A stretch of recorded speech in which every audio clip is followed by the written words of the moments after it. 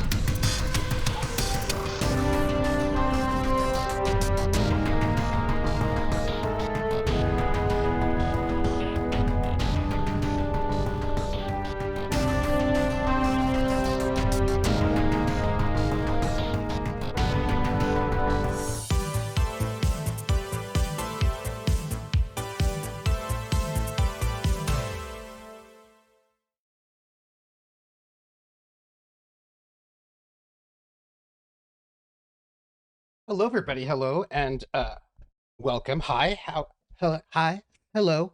How are you? I'm not at home right now, but you probably knew. If you're fine and you're handsome and if freaking is your fancy, you're cold. If you're cold and you're bold, then you ought to be told to leave your name and number at the sound of the phone. The sound, no, at the sound of the tone. At the sound of the tone. At the sound on the phone. All alone. Beep.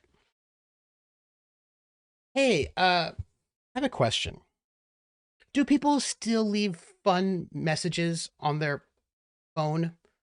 The Gog Show on the. You know how like back in the day people would like leave funny voicemail messages for the. I just feel like people don't anymore. I feel like they're all, "Hi, you've reached number. I am not no names. I'm not here right now. please leave a message. No one has voicemail anymore. Harlan, what do you mean nobody has voicemail anymore? I mean, people leave messages, right? You know, you've got like your, I mean, like, when's the last time I receive voicemails? I receive voicemails because if it's like a phone number I don't recognize, I'll let it go to voicemail and then they'll leave me a message. I'll be like, okay, that was spam, or oh, that wasn't spam, and I'll call them back. I've gotten 2 voicemails in the last couple days. Well, okay, I got 1.5. My banjo guy left me one.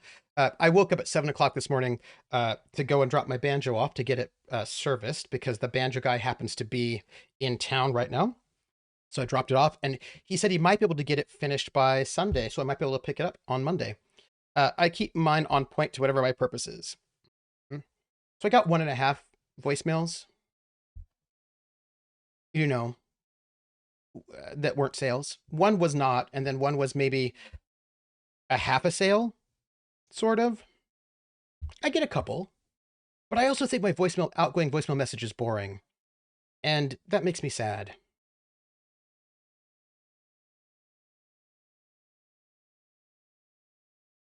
Krellin says, my roommate is rewatching Buffy, and last night was the musical. You have a theory?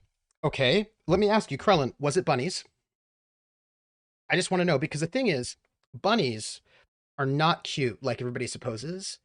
You know, they've got them like hoppy legs and them like twitchy little novas, and also like what's with all the carrots? You know, what do they need such good eyesight for anyway? That's what I want to know. I'm Trooper SAP, and this is the Mac Game Thursday. We're playing the Disco Elysium, and I've got things. But before I say any of those things, what I really wanted to say was the name game. Come on, everybody. I said, now let's play a game. I bet you I can make a rhyme out of anybody's name. The first letter of the name, I treat it like it wasn't there. And then a B or an F, on M will appear. And then I say bo at a B, then I say the name, then banana, fanner, and foe. Then I say the name again with an F, very plain. Then a fee, fi, and a mo. Say the name again with an M this time, and there isn't any name that I can't rhyme. Krillin, bobellin, banana, fanner, felon, fee, fi, mo, melon. Krillin the melon felon. The name game.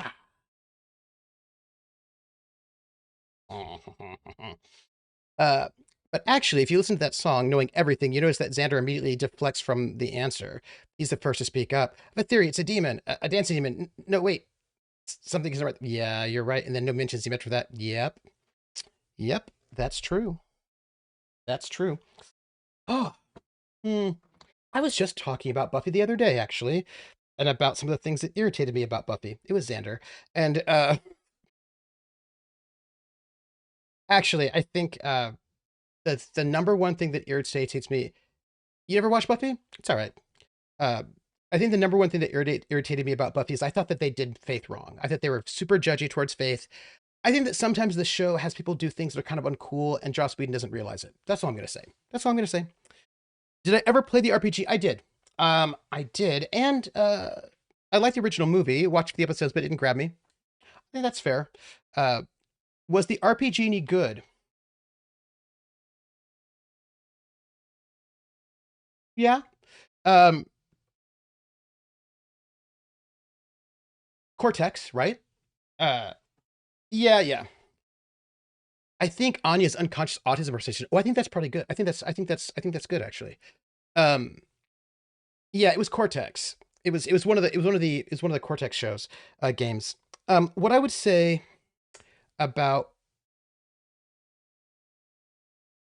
I'm going to say something that's a little bit complicated, if you don't mind, and it's going to be like multiple layers. Um, there's some games that people think are bad because if you have players that want to break it, they can. But I don't think that makes a game bad. Do you know what I'm saying to you? I think that I think it's okay to design a game with the assumption that with good faith in your players. And certainly if somebody wants to break, some games might be easier to break than others, but also you could just not do that, right? Um, yeah, player advice, don't break the game, play the game. So one thing that I think is actually kind of interesting about Buffy is that it's built with three different power, like there's like Slayers, Scoobies, and then I suppose regular folks. And if you are a Slayer, you have way more power than like the regular people, but if you're a regular person, you have way more luck, right? So they balance it out in terms of like the Slayer will have higher stats and all of that, but they have almost no luck. And then the Scoobies have way more luck, but they have lower stats. So there is like a they do try to represent the difference in the difference in power dynamic between them, and I think they do a good job. I think that's cool, but I also know that there are some people who might. I think it's Slayer Supernatural, Scooby. I think, and some people might delight in breaking the game to the detriment of the other players, and just don't do that. Right? I think that would be I think the way that I would put that. Yeah. One of my players broke Super World by cheating, actually, giving himself bonus points for weaknesses like my powers don't work in a vacuum. Right. Neither do you as you die in a vacuum. Mhm. He didn't do much. He just wanted to be powerful. Right. And uh, I think that's there are things to think about there, right? It was disappointing, but I never blamed the game. He wanted to play Superman, but Superworld is mirrored towards middle power heroes in the range of Batman or Spider-Man. Yeah, yeah, yeah. So I see what you're saying, Max, and this is, I think, a problem of somebody not wanting to play the game. By the way, that was the topic I wanted to talk about today. I watched a video and I wanted to talk to you about it. This might be powerful to describe the heating player from my vampire game too. So what I was going to say about this was that I think I think this the cheating player, yeah. I think this probably occurs a bit more often in some games than others. I think it occurs more often in D&D than other games, and not because there's anything wrong with D&D, but because that is the default game for so many people, but they don't all want the same experience. But you know what I was thinking? I have to make sure that I've got sound routed properly. Uh, but if okay, that should be good actually.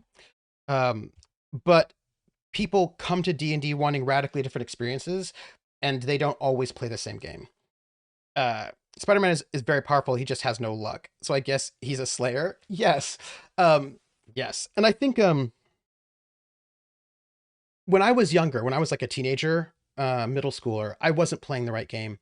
Um, I had a disagreement with somebody that I didn't actually finish the disagreement online on Blue Sky. It was an interesting conversation, and I would have liked to have finished it. But his position was that basically you don't need rules to play a game. And I was like, well, because like, but my friends, like, we could all be like just not using the rules and we'd still like it, you know. And I was like, right, but you actually might not be playing the same game though. You know what I mean? Like I could be playing at the same table as somebody else. We may not be playing the same game, and that's what the rules are there for, to see what, you know what I mean? Yeah. Uh, but Spider-Man feels like he's a nice middle of the road here as opposed to Wonder Woman or Superman or Magneto. Yeah. Cosmic level, right? Superworld was kind of tough to run combat, but it was a very complex game. I enjoyed it. Yeah, I think that this is also sometimes a problem with the social expectations, in that sometimes people feel like they all have to play the same game even if they don't want to. And so then people agree to play a game they don't want to play. And then they don't play that game. They play a different game. And that sometimes is a problem, right? Like, and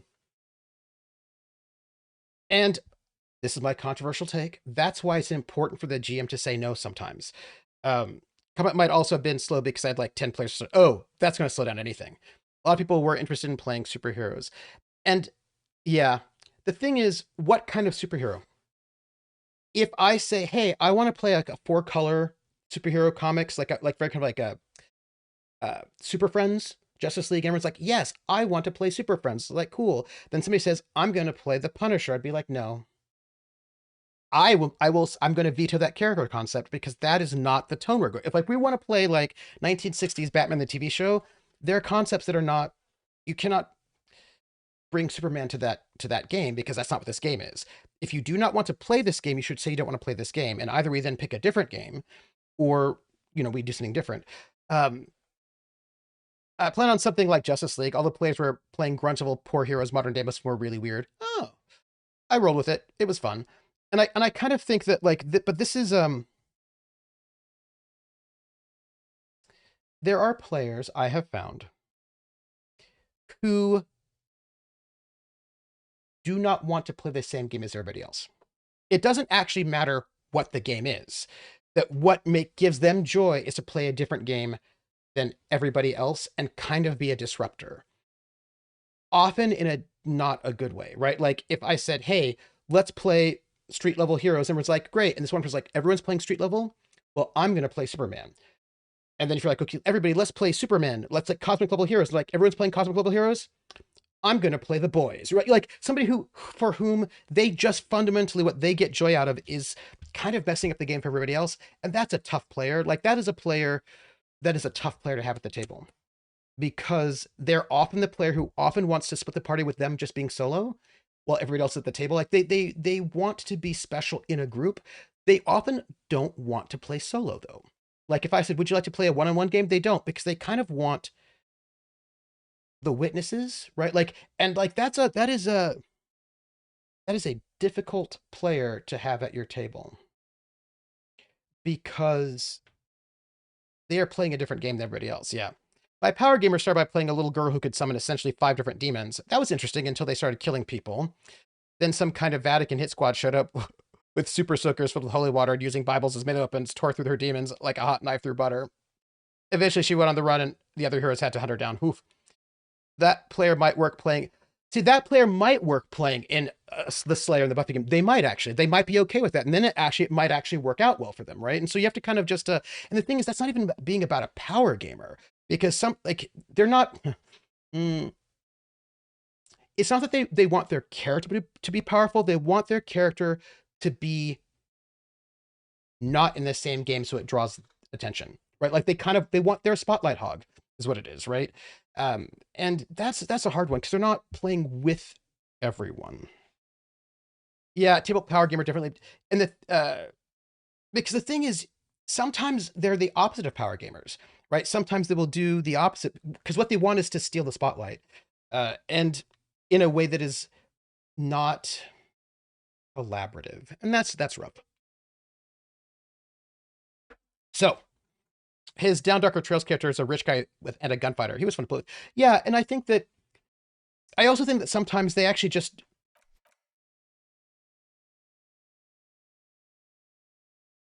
people need to be able to say no. GMs need to be able to say no, this character is not appropriate for this campaign. But also players need to be able to say no, I don't want to play this game. And I feel like there's this kind of like the geek social fallacies, the sort of like the idea that you have to say yes. But like if you're not up to playing street level heroes, say no, or say, could we do 4 color? Or whatever the thing is. Like I think that sometimes people don't say enough, right? So Drew, what was your complaint with Buffy? Oh, my complaint only was that if people Buffy the Vampire Slayer? Yeah. There's a rule at the table, don't let James Brown make the plan. His plans were terrible. No, I don't like Xander, but specifically, I don't like the ways in which Joss Whedon didn't understand that Xander was a problem. And it's so, I mean, like, to be very clear, I don't mind unlikable characters. I really don't. But I do want the show to understand that they're unlikable, if you know what I'm saying. No, he didn't die. He was a Gary Stu for Joss Whedon, and he was never going to die. But for me, I think the big problem was, and this was again the same thing. It's about like not understanding the stuff, and it was Faith in season 3. So Faith is this like working class, yeah, yeah. I didn't like him, and I didn't like him because he was very judgmental, actually. But he did lose an eye to make him seem cool. So for me, the problem was that you have Faith, right? The Faith comes in season 3, and she's this working class um, Slayer, and they judge her from the very beginning for being too sexual, for being inappropriate. And like the big plot of that one is that she kills a human, and they all basically like they're very, very judgy. They're like, this is so terrible. And so then she goes and like she's like picked up by the big bad, the mayor, who then like, like the big bad recruits her, and then she falls to badness, and she has to like, she's bad, she's bad. But the problem is blue collar Slayer, yeah. But the problem is Buffy had also killed humans before, but they were like cultists that nobody cared about, so it didn't come up. But I just found it very hypocritical that she was framed as like this terrible villain who did all these terrible bad things, when the rest of the game was actually really not good to her, right? The mayor's the best villain. He should have won. He was such an evil. Yeah, and I think for me it was that they blamed her fall on her, when I blame the fact that they actually were really like, it's the same thing with Anakin, right? In episode 2. If this Jedi Council were not so awful to him, then that probably would like, then the Palpatine would not have been able to come in and like um manipulate him. And I just felt that they were kind of classist. I thought they were just really classist towards her, and I did not think they treated her well. But the thing is, the show didn't think that. The show thought that their behavior was justified because she was just so bad. And I would have been okay with them treating her badly and her going to the dark side if the show understood that they were being classist, actually, right? Like that they sort of very good suburban middle class uh Slayers with a lot of privilege um understood that they were not treating her well, that they had bias, and that, right, if the show understood that, I would have been fine with all of it. But the show didn't understand it. They wanted us to agree with the main characters, who I do not think were correct, right? I think that they like, I mean, it's fine for them to feel that way, but I think that they were not great there. Did I ever see Reaper? I did not see Reaper, but I remember it. For some reason, I associate Reaper with Burn Notice. Were they on around the same time, or am I wrong? Pushing Daisies? By the way, wait, just so you know, because our system crashed last time, and then we had to restart. I brought us where we need to be, so we are ready to go and have this terrible conversation. But I do remember that I do need, I think, physical instruments. So I think we're good here. Okay. So, 2007 to 2009. Was that Burn Notice era, or was that around like Monk Burn Notice, like that kind of second tier cable that was like doing its thing, pushing daisies? Is this around the same time period? I think I remember good things about it though. Loved it. Ray Wise for the Devil. Oh yeah, yeah, yeah, yeah. Was that after Pushing Daisies? Yes, I think. All right, so same time as Pushing Daisies. Thank you. I knew, like, I felt like it was that around that sort of moment. Um, so we're gonna walk in and have this conversation with this woman. We have to redo this conversation. We clearly have to talk to her enough that we get the story, but we're gonna have to break out of this conversation earlier than we did the last time, because I don't have a lot of physical health because I'm not super beefy. So Suddenly, your there we go. entire body is paralyzed. Aggressive white noise fills your skull. A strange pain, like you've never felt before. Through the static, you hear a woman's voice. Reaper was unfinished, but it was so good. There was such a strong redemption arc. I'm a sucker for this. Yes. I like a redemption arc that feels earned. You know what I mean? Yeah, so Carlin, that was one of the things I thought that they were unfair to Faith, in ways that made me feel uncomfortable. I thought that they were unfair to Anya in ways that maybe did not make me feel comfortable. I thought that Xander was actually pretty awful to Anya, and they thought it was funny, and I didn't think it was funny. There were things that I was totally fine with as well. I think What I don't know about Buffy is that there were 2 more seasons after the end, which would tie into Krellin. One of my sort of frustrations with Buffy, which was that they the character Buffy had her central problem was that she had to learn that she was not supposed to do these things on her own, and then she learned that story. But then the show wasn't over, so they just had her not unlearn the message, and I thought that wasn't very fair to her character. That I thought that they did some things to sort of continue on the series that I didn't think were particularly fair to the characters because the characters had various growth that had happened and it was fairly satisfying. And they're like, oh, but we still have to keep going. Oh, never mind. And I was like, oh man, I think you could have maybe worked that better, is what I think I would say. It did feel earned, at least to me, when the demon who was trying to redeem himself gets killed by the devil, I think, and later shows up and you realize he made it back into heaven, and it was such a moment. Oh, no, that's fine, Max. That's really cool. Oh, that's very cool. Yeah, I think Chrome. That's I think for me, part of it was that they undid some of what they had done. Yeah, thank you, Krellin. That was one of the things that bugged me. Giles leaving in season 6 is such a wrong lesson. You need to send your own is just that toxic individualism that is so harmful in our culture. And it was never how Giles was, right? Like that felt very out of character. So there was like season 6 had a bunch of things that felt very out of character. And I was like, oh man, they really pushed the message that all demons are fallen angels. Oh, that's very cool, actually. Some of them embraced the fall, others didn't. Oh. Yeah, Giles was the mentor guy, and for all 6 seasons, he was very committed to like helping Buffy. He became a father figure to Buffy. Um, like, and then they just had him leave, and I was like, this doesn't really fit the. Yeah, Anthony. Yeah, it doesn't really fit the character actually, and that doesn't like. Yeah, and again, note I'm actually very cool with a lot of things, but I kind of. All right. I'm going to say this. I actually don't think this is just a. I think this is a Joss Whedon problem. I think that Joss Whedon sometimes has an idea of where he wants to go, and then he kind of just takes shortcuts to get there that don't actually feel right. And I think for me, one of the big examples was in the Avengers when I think it was Iron Man and Thor get in that huge fight in the woods over Loki about who's going to have custody of Loki, and they just get in this big, huge fight. And it was clear that Joss Whedon thought it would be cool to have a fight between Iron Man and Thor, but meanwhile Loki's just standing there being like, "I guess I'll wait for you to be done." And I was like, I don't buy it.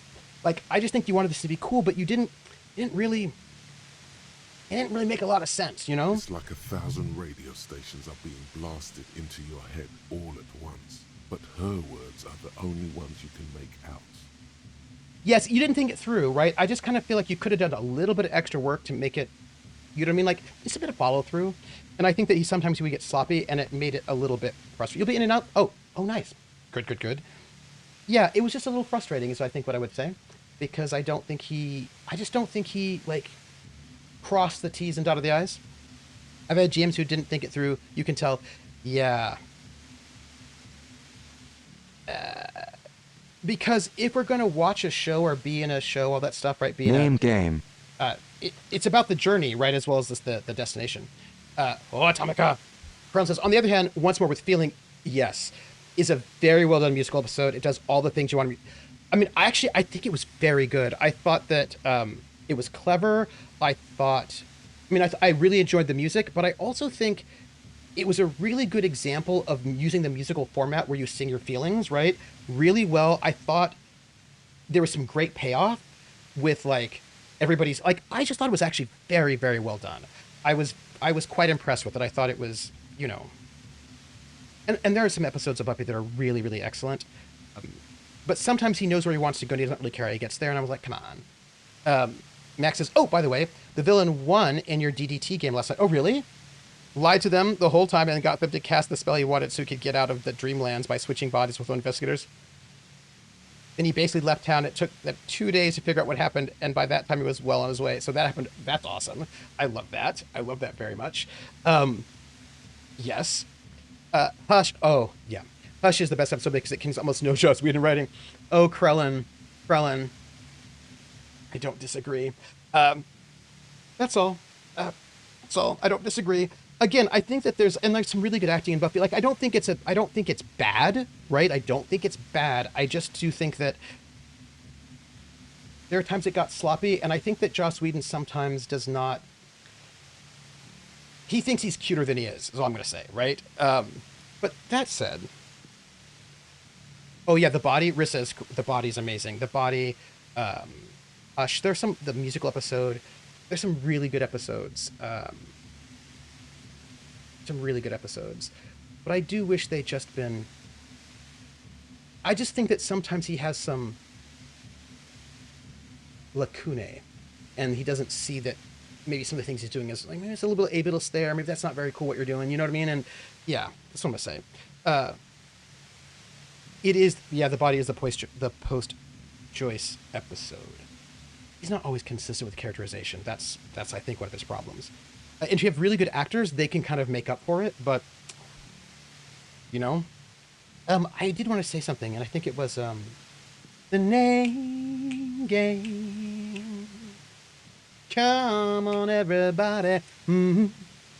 I said, now let's play a game. I bet you I can make a rhyme out of anybody's name. The first letter of the name, I treat it like it wasn't there. And then a B or an F, or an M will appear. And then I say bo at a B, then I say the name, then banana, fanner, and fo. Then I say the name again with an F very plain, then a fee, fi, and a mo. Then I say the name again with an M this time, and there isn't any name that I can't rhyme. Atomica, atomica, atomica, banana, fanner, for atomica, fee, fi, mo, atomica. Atomica, the name game. You have no classes until September, and I keep getting anxiety that I'm missing assignments because I haven't done any writing since my final a week ago. You know what? Do writing for your own pleasure. That's what I would say. There was something I was going to say about Buffy. It's like, I know you're feeling pretty uncomfortable right now. Don't move too much or fight it. That'll just make it worse. Says the shadowy figure by the machine. Can't say it's a pleasure, officer. I was really hoping not to make your acquaintance. But here we are. So, more conversations, but don't die. She says the word officer. You feel a spike in the agony. It sounds like the entire radio frequency range is screaming directly into your neural pathways. I'll cover my ears. No, buddy. That's not going to help. You can't shield yourself from this. It's an entirely new type of experience. Way worse than all the previous ones. I've been working on an RP character background since Atomica. That's all I've been really doing for writing, but it's not an assignment. Fair. Don't focus on the pain. Focus on doing your job. Tell her she's under arrest. Well, no. I'm going to say, are you going to kill me too? No, I'm not going to fucking kill you. If that had been my plan, you'd be dead already. All things considered, I'm being pretty reasonable here. Okay. Oh, wow. Failure. Wow. Terrible. So I had to get up at 7 to drive out, to take an Uber out to West Seattle. So, because the guy that made my banjo, the electric banjo, is coming through town. And I had to give it to him because he has to fix the neck of the banjo. Because the neck isn't, the frets aren't leveled. There isn't, he doesn't have a nut at the top of the banjo. So the strings are too low. So he's probably going to raise he has to fix it so that it will not sitar. And I, had to get up at 7 so I could get over there by 9, drop off the banjo.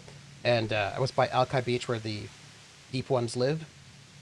And I found out about a bluegrass jam in the area that's on Wednesday nights, which is not a stream date for me. So, and I have both my acoustic and my electric, which means I may be able to go and do some bluegrass jamming while I'm here in Seattle, which I think is pretty cool. I'm using a pale latitude compressor. You and your partner have been caught in its field. It consists so far as that the background is somewhat darker than what's normal for the RP I'm in, but it's not that dark to me beyond gothic writing. The explosion of static you're hearing. It's the ULAN frequency, So I had a thought, y'all. blasted from that pale emitter that Angus mentioned. I'm going to say, I saw your equations. It's the Ulan frequency. Saw my equations?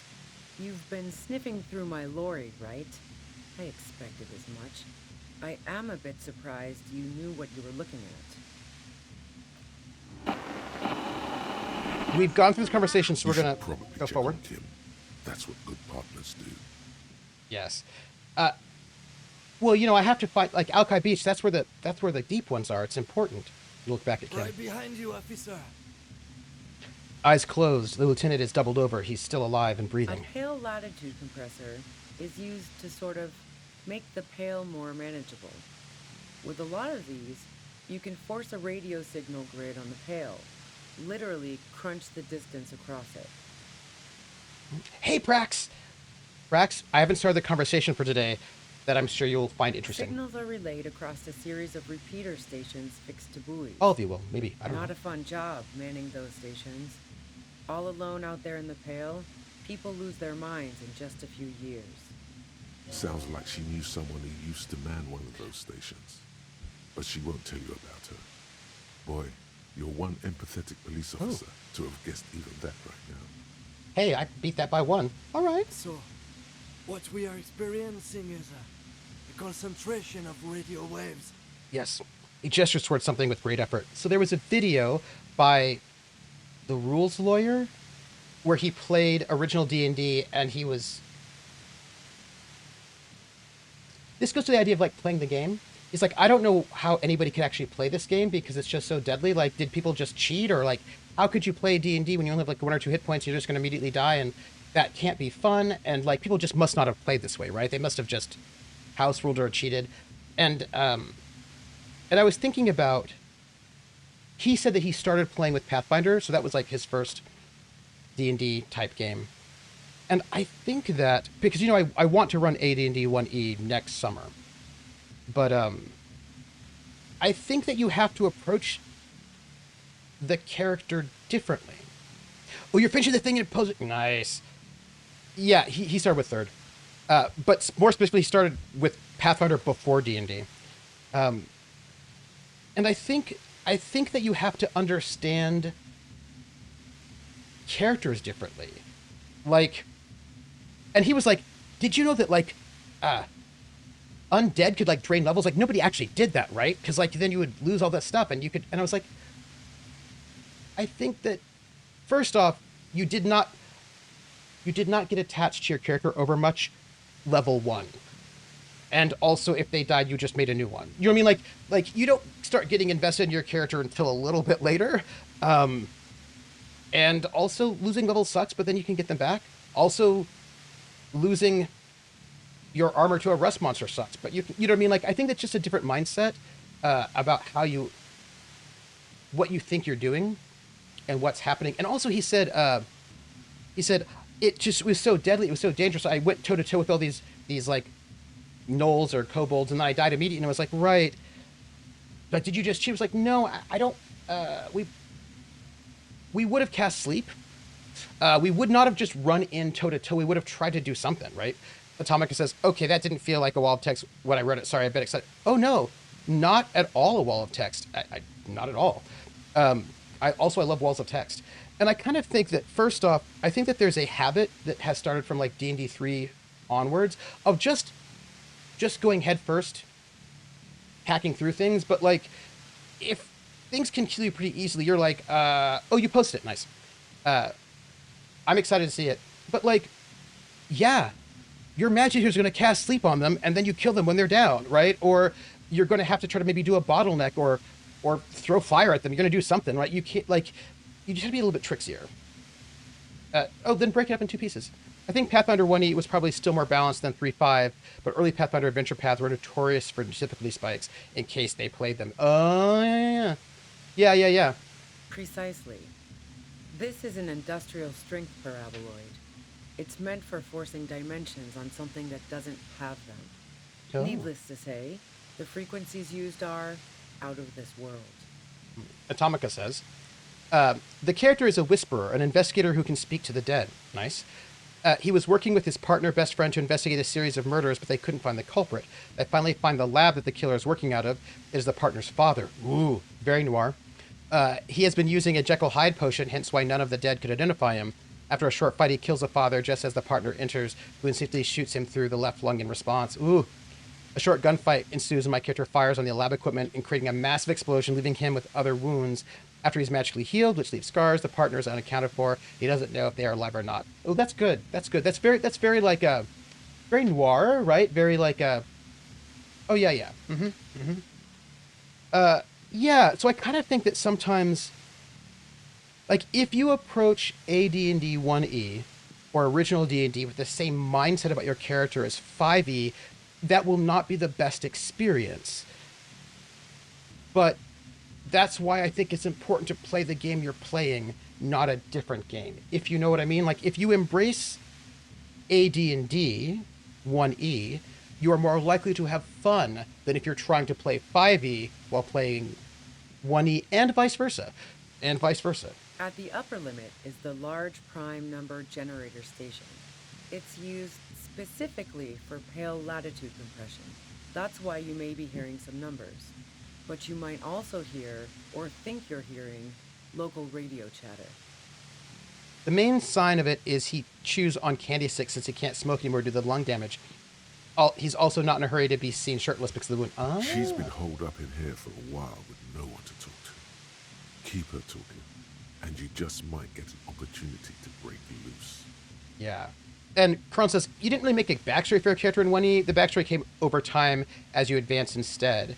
And Hawkeye says, playing AD&D as if you're playing 5e will always have the same result. Fast character death, and not fun, because you're trying to find fun in the wrong place. Do you know what I'm saying? Like, which is like, so when he was like, I don't know how anyone can have fun with this, it was like, well, they did. They just didn't have the same kind of fun, or the fun was found in a different way. And like, look, I was the kind of person that I created backstories for my characters. They just were quite short, right? They were like, okay, it was more like a concept backstory rather than like huge detailed backstory. Just enough to give like a flavor, because then you could fill in more later, but I mean, you might die, especially if you roll only one hit point. That's all I'm saying.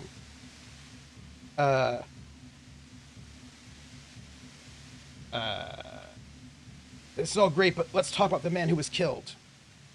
Yeah, let's not talk about that shit. You were hunting me and fell into my trap instead. That's all there is to say about it. Yeah, it might be this is an old farmer that fought up a goblin raid, is now a fighter surfacts. Yeah, it's kind of like an archetypal backstory. Do you know what I mean? Like, you know, young kid who is looking for, whose village was burned down by a dragon, and they're looking for the lost lamp of Cuchulainn. You know what I mean? Like, you know what I mean? Like, it's like you kind of go like it's been like a broad strokes, right? And then you kind of fill in a little bit, yeah. In AD&D, the backstory got written as you played. You know, another thing about the backstory, and this is where some people, when I was playing AD&D 1E, sometimes they had, this goes back to what Max Ryder was saying, I think. First level, your character concept should not be a very experienced adventurer, because you're not, right? If it's like, yeah, my character went and killed 14 dragons with your first level, you're kind of just starting out at your adventuring path. You should probably not have that deep of a backstory. You know what I mean? Because you are not that experienced, right? And I think that because you just start off lower, basically, right? You just start off lower. Maybe think a little bit. I haven't played it, of a Dungeon Crawl Classics where everybody starts off with like 4 or 5 characters, 0 level characters, and then you go through the meat grinder and you find out which ones survive. Like, there's like a little bit of like your medieval kids most of them don't live past 3, so you kind of wait, a little bit kind of a thing. So she thinks of you as hunters, not cops, and of herself merely as prey. Have you experienced the compressor yourself? Yeah, I stuck my head in there before using it on you. It seemed like the ethical thing to do. Can't say that I enjoyed it. The field was weaker, but I can imagine what you're going through. Roller 300 says, you killed 14 dragons in a book. Mm-hmm. Brack says, I did play a game where we started with DCC and then used the survivor as our character for a 5e campaign. Oh, that's interesting. How was that? Was that cool? That seems interesting. Yeah, I also think, it's another thing I think that sometimes is a difference in expectations. There was no expectation that combat would be balanced in 1E, at least by the GM. Do you know what I mean? Like, it wasn't like, oh, I expect the GM to make sure that every fight we're in is going to be balanced for our party level, because A, not all PCs were the same level, but also, if we chose to go down to a third level when we're first level characters, we're going to die, and that was on us. The GM is not going to make sure the encounters on level 3 of that dungeon are fit to us. We probably should not be on level 3 of the dungeon until we level up some, right? You know what I mean? Like, that's just kind of, right? There's a way in which the players themselves sort of balanced things through their own choices. And, like, I don't know if you were ever in one of those dungeons where you find a secret door, and that secret door on the first level and your first level characters goes all the way down to level 5 of the dungeon. And the answer is do not do that. Don't go down there. You are not ready for it yet, right? You know what I mean? I think that sometimes, like, it's just a different way of thinking about what's happening there, basically, yeah. First long campaign I streamed, it was really fun. Oh, nice. Nice. Oh, and the other thing was that he was like, also, if you get XP through treasure, there just wasn't enough treasure. Like, all your leveling up must have been so slow. And I was like, I think you're used to a different pace, right? Like, so I think there's a way in which you have to kind of just play with what that game is. Could you just turn it down so I can ask you something? If you've got something really important to say, you can do it through the white noise. Yeah, the players had to gauge the situation a bit more, and they might have cheated to win, right? And I don't mean cheating out of game, but I mean they're like, okay, well, can we flood the room? Like, what can we do to try to turn the tables in our favor, because this is not going to work out well for us? You know what I mean? And so, yeah. Turn this. God damn it. She regards Kim and I with sudden sympathy. Fine. If you really want to talk, I can dial it down. I've also got a gun, by the way. Whew. She steps reluctantly out of the shadows. The pain lessens. This is good. The gun she's carrying is a 2-barreled front loader, not like the murder weapon. Well, it doesn't feel much better, but she can form sentences now. Thinking doesn't seem to hurt as much. I think this is also an issue I've noticed the other way around with Brindlewood Bay. I don't know if I will like Brindlewood Bay because I have not played it, but I'm going to have to try at least to play or GM it. But there are a lot of people who complain about Brindlewood Bay, and they're like, Brindlewood Bay sucks because I can't solve the mystery. And it's like, that's not what the game is doing, though. The game is not about you as a player. It's not a game-based game. It's not about you as a player solving the mystery. It's about you playing characters who solve mysteries, and you roll, like, you come up with a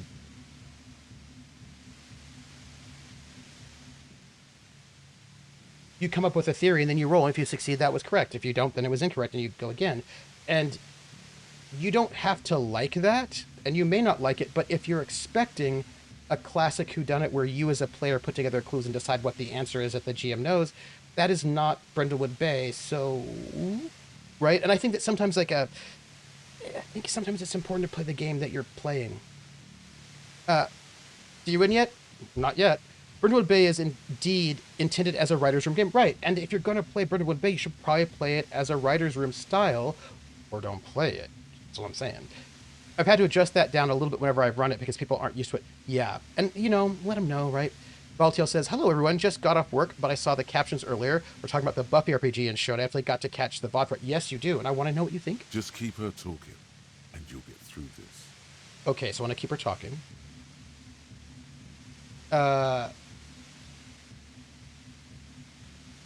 How did you know we were coming? We have to balance not dying here. Passages, and I've been preparing for quite a while.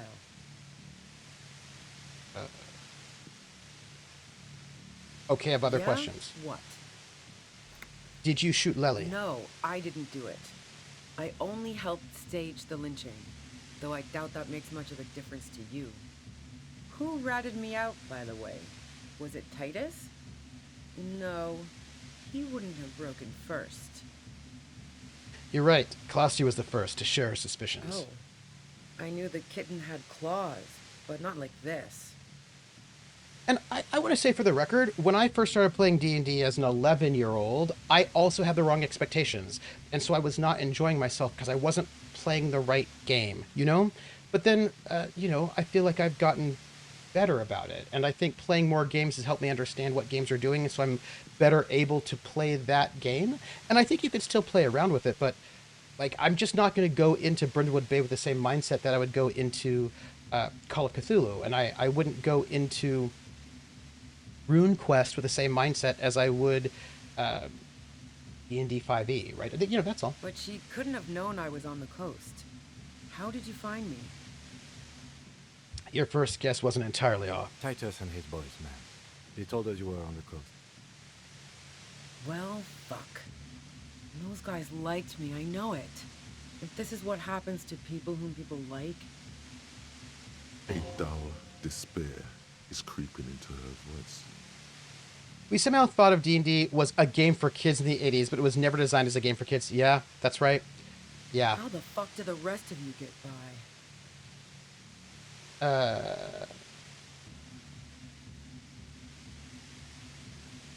I do it by asking questions, and I have some for you. Like what? I already told you I didn't do it. She adjusts her grip on her gun. A strong moral compass. She still wants the opportunity to make a case for herself.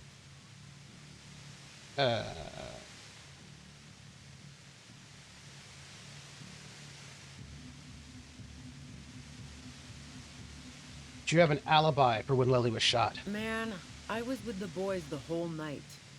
I hope they at least bothered to impress that upon you. They say you left it to take a really long leak, 15 minutes? Yeah, and I'm sure they also made some funny remarks about it. They always do. I've driven a lot of long haul and chugged a lot of beer, man. All right. Can't do either without some power of mind over bladder. And anyway, that wouldn't have been enough time. Our investigation has shown that 15 minutes was just enough time to commit the murder. Wow. Now I'm curious. Please, explain. Look, there's a secret way from the first floor of the whirling to the roof. Don't know it, but also... She frowned, studying my face. Evaluating your competence as a police officer. The shot couldn't have come from the roof, or we would have all heard it downstairs. The D&D cartoon did help foster that feeling, of course, because the 80s was still very firmly cartoons for kids, and the cartoon was for kids.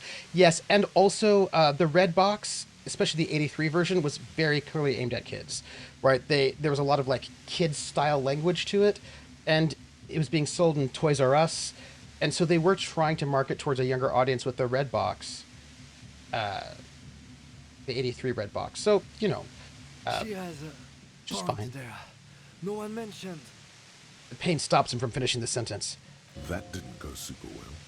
You've got to lay something better on her.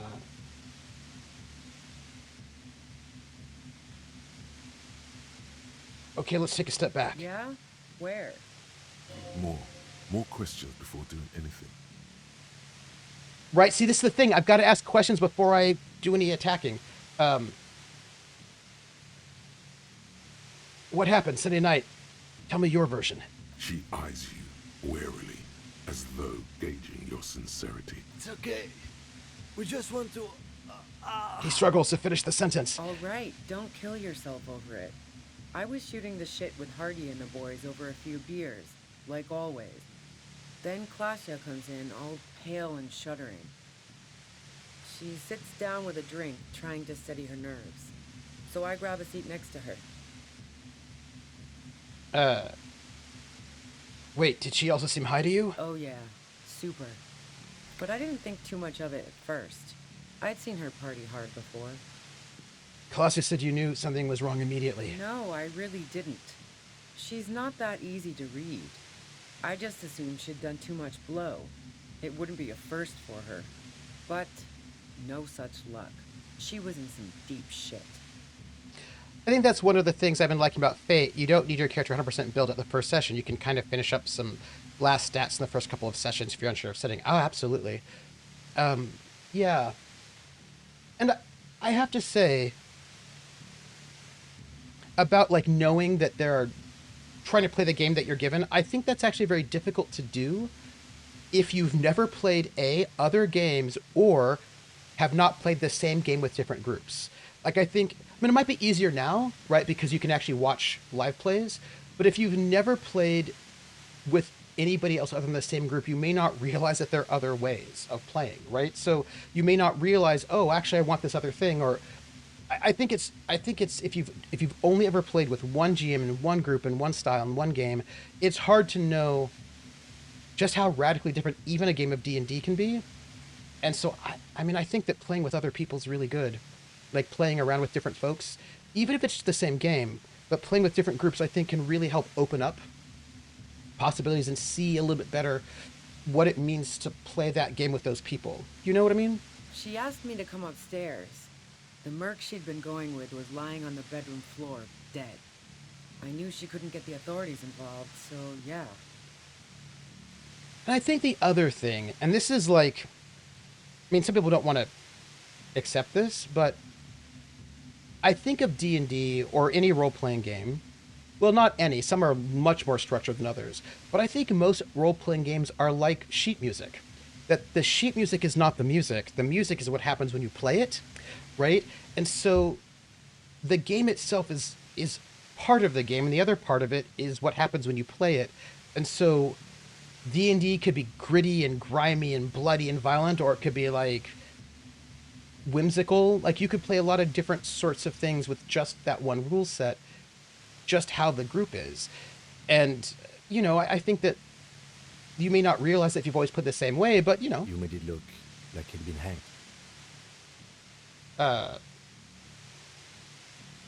Plaza said you seemed to have a plan prepared when you got there. What? No. Faking a lynching was her idea. Her idea? Yeah, in cold blood. It really surprised me how quickly she was able to get a hold of herself once we got up there. It was like she was another person. The party girl was gone. You can see it. Her lips, though still white, don't seem to tremble as much anymore.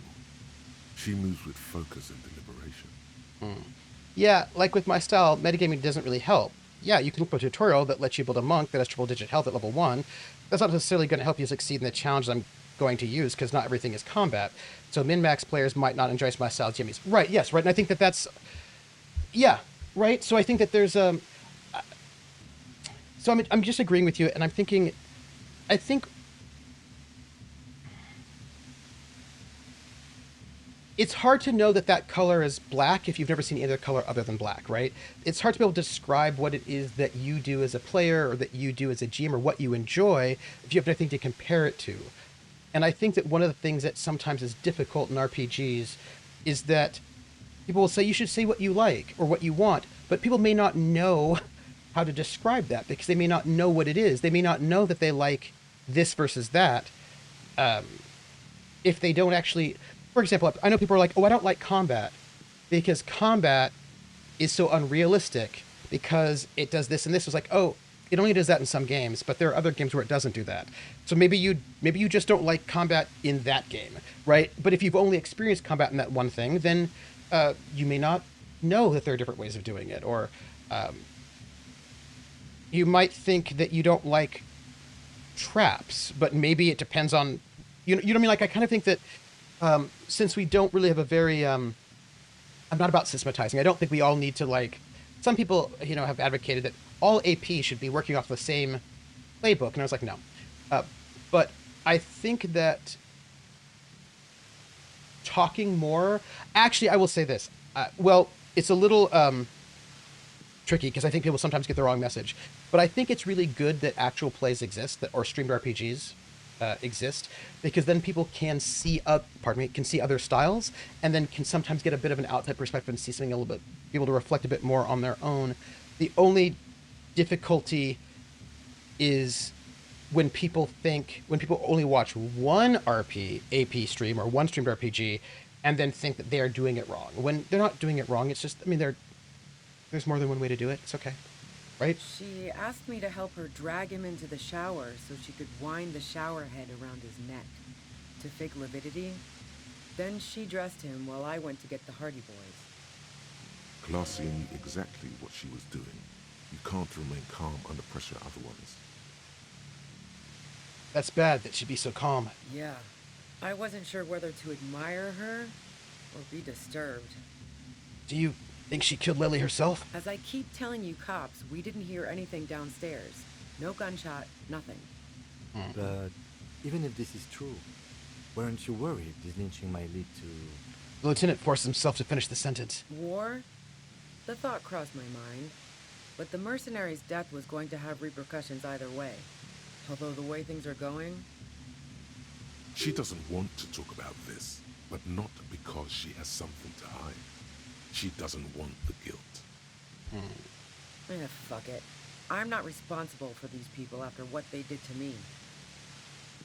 Oh, okay. Who killed the merc if it wasn't you? How should I know? As I keep saying, he already had a bullet in his head when I got to him, and there hasn't been any useful gossip over the radio. Bingo. Those rings around her eyes, her tired voice. She's been staying up late, listening in on the conversations crisscrossing Martinez. Police radio? You've been following the case? Yeah. Who hasn't? You know, I can still see him there, in Claus's room, lying on his side. He was still warm, but the bluish light coming through the broken window made him look as though he'd been dead for a good long while. You didn't kill him, why hide? I saw you roll into town. I wasn't about to stick around for questioning by a goddamn La Puta Madre agent. That's a criminal. So this is what she was scared to tell Titus. This cop. What do you mean, La Puta Madre agent? Yes, you. Everyone says you're his peon, his human can opener. Through the sudden sharp Okay. pain in your head, you hear the lieutenant mumble something to himself. Okay, I'm gonna have to cut this conversation short now. Fucking hell. And why me? You hear through the white noise. It's bad. It's especially bad suddenly. Felt like a vein exploded.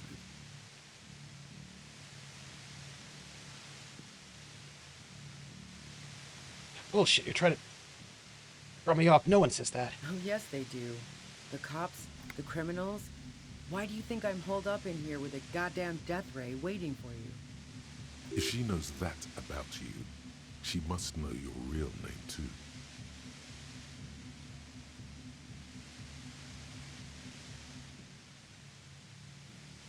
La Puta Madre. I heard of La Puta Madre. He's dangerous, right? Is that a joke or a threat? I'm guessing both.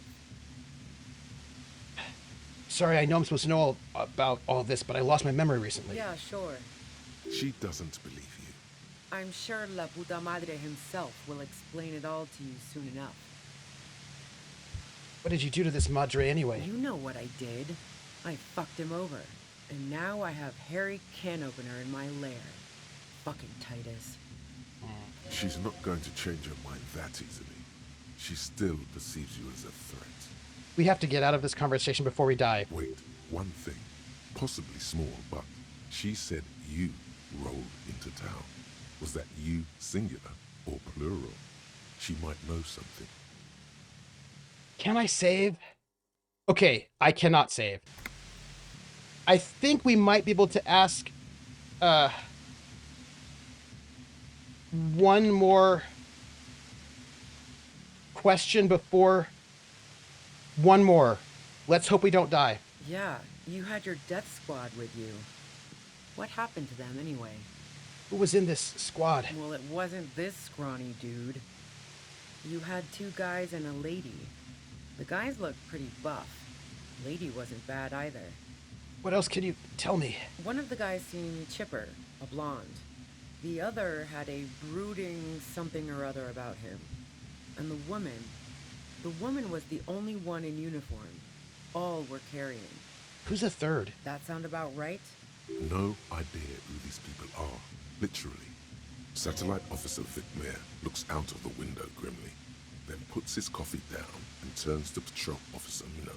We could either take a room here in the Whirling or go home for today. I'm afraid I'm gonna die soon. Let's go home, John. Nothing's going to happen today, she responds quietly.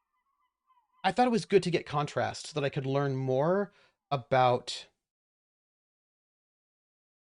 It helped me understand the games better, is what I'm going to say.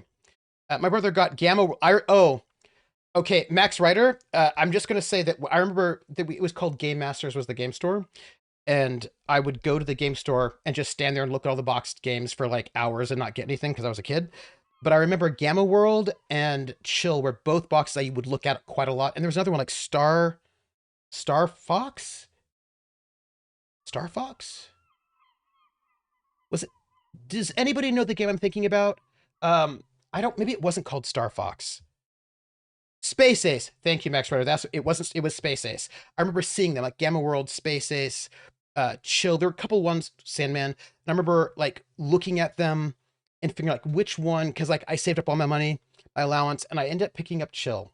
That was the one that I picked up. Star Ace. Star Ace? Star Ace? Gamma World, love that. And I later I ended up playing Villains and Vigilantes as well, Hawkeye and Hero, but that was later. Like the very first time was a bit earlier. Yeah, Star Ace was the same system as Chill. I think it was. No, you're right. It was Star Ace. Star Ace. Star Fox. Oh yeah, no, Star Fox. Yes, thank you, Atomica. You are correct. I feel like I was like I know Star Fox, but yes. Okay, well let's see. Let's see what we have here, shall we? Let's see what we have here. Cooking utensils. She's prepared herself porridge with bananas. But the background made no sense. It was basically Star Wars with the serial was filed off. Yeah, I think my first non-D&D RPG was Shadowrun. Oh, interesting. I remember the other one that I was really interested in at the time was because we're like I'm wanting that like kind of like that sort of early to mid 80s, like 82, 3, 4, 82 and 86. There was another one that I remember. Oh, it's actually kind of famous. Oh, Space 1889. I remember seeing that one on the shelves, being like, oh, Paranoia. I ended up getting Paranoia. I think Paranoia was the second one that I got. I actually think mine was Call of Cthulhu in 83 third edition. Call of Cthulhu was one that I loved very much, but I didn't play that one until high school. Ooh. First non-D&D was Das Schwarze Auge. Oh yeah, German D&D. Wizard Styles, it is not that similar to D&D. I think that I ended up playing the new edition at Gen Con, and it's not the same as D&D. And if you come into it thinking of it only like D&D, you will be disappointed. And I thought the differences were really interesting. Yeah, it is very dissimilar in tone mechanics. It was like I think first real departure that was VTM. Absolutely. But I think you're right. And Call of Cthulhu. But I think you're right. I mean, people thought of it as the German D&D, absolutely. But it was very, very different in tone and mechanics. Versus like CMAX, your first on D&D was CFC. Mm-hmm. But it held a similar spot at the main fantasy RPG in Germany for a long time. Yes. And I think like I've collected a lot of these games, and I want to like run like a bunch of like RPGs from not US. Oh, speaking of which, I got a new game. I'll tell you about it in a second. But like Lex Arcana, it was the Italian one. Aqualade was the Spanish one. Shadows of Estrin, but I think earlier ones for France were like Innomine. Sweden has a bunch of them, right? Cult was a big one for them. Demons, Drachen och Demoner was a big one for Sweden, like one of their early ones. I don't even recall what my first on D6 Star Wars. Oh, that was a good one. I do enjoy D6 Star Wars. Something about the plain red tent stands by dispassionately. So I think the two things I thought about when it came to three things about the Schwarze Auge, the dark eye. One, magic is slow, similar to GURPS, that it like takes multiple turns to cast a spell, and I like that. But I also that many D&D players don't like it because they're used to being able to do like 18 things in one turn. But like magic is slow, and I thought that was cool. The second thing was so much of our English, Drach och Demoner, Dragonbane, yep, and that was based off of RuneQuest, right? I also got this one from Hungary. I got this RPG from Hungary. So I've got a bunch of like different ones that I hope I can run a bunch of like short shots in soon. Not now, later, obviously.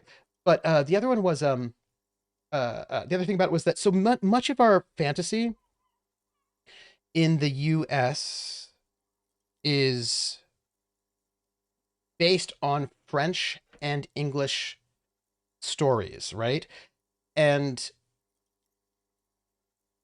I appreciated seeing a German take on the fantasy genre because it's not exactly the same. And I thought that was pretty cool. I did like that very much. I will say though that the mechanic of rolling 3d20s based on like if you're going to roll this, you need 2 dexterity and 1 constitution. That was not necessarily super intuitive, but I rolled with it. I rolled with it. Um, Tomica says, fun story. One of the first TTRPGs I was exposed to was a late 90s, early 2000s Star Wars RP my cousin got, except he got a module. We had no idea what a core rulebook was. We had no idea why we couldn't figure out how to play the game. That's amazing. It was pitched by practiced hands. She's used to camping out. I will look inside. The tent looks old, but well maintained. In the darkness of the tent, a rolled up sleeping bag, cooking utensils, some books, and a kerosene lamp. I'm thinking about some of the earlier games that I got. I also got the Doctor Who game and MERPS, Middle Earth role playing game. Those are also 2 early ones that I got. When I think about like the early ones that I got, because I didn't get that many. Pre-GURPS, right? Would have been like Chill, Paranoia, MERPS, Middle Earth role playing game, Middle Earth role playing system, and Doctor Who. I got those, and then Call of Cthulhu, then GURPS. I think that would be the order of the things that I actually bought myself because, I didn't buy that many games. It reeks of cigarettes. I will shine my flashlight on the books. Assorted soft covers, mostly pulp horror. A motor carriage lies buried in the snow on one cover. On another, a ghost airship. You also see a collection of radio enthusiast magazines. See anything? Let me sift through these magazines. Rager Monthly, Journal of Material Science. More Technological Digest. One of the magazines doesn't have images on the cover. It's not a magazine. It's a leather notebook. A notebook. We'll take it. Pocket the worn brown leather journal. A trusted friend left behind. We should read this immediately, like right now. Right, yes, obviously. Sorry, obviously, right now. No more. I mean, there's another thing to look at, but we'll just right now.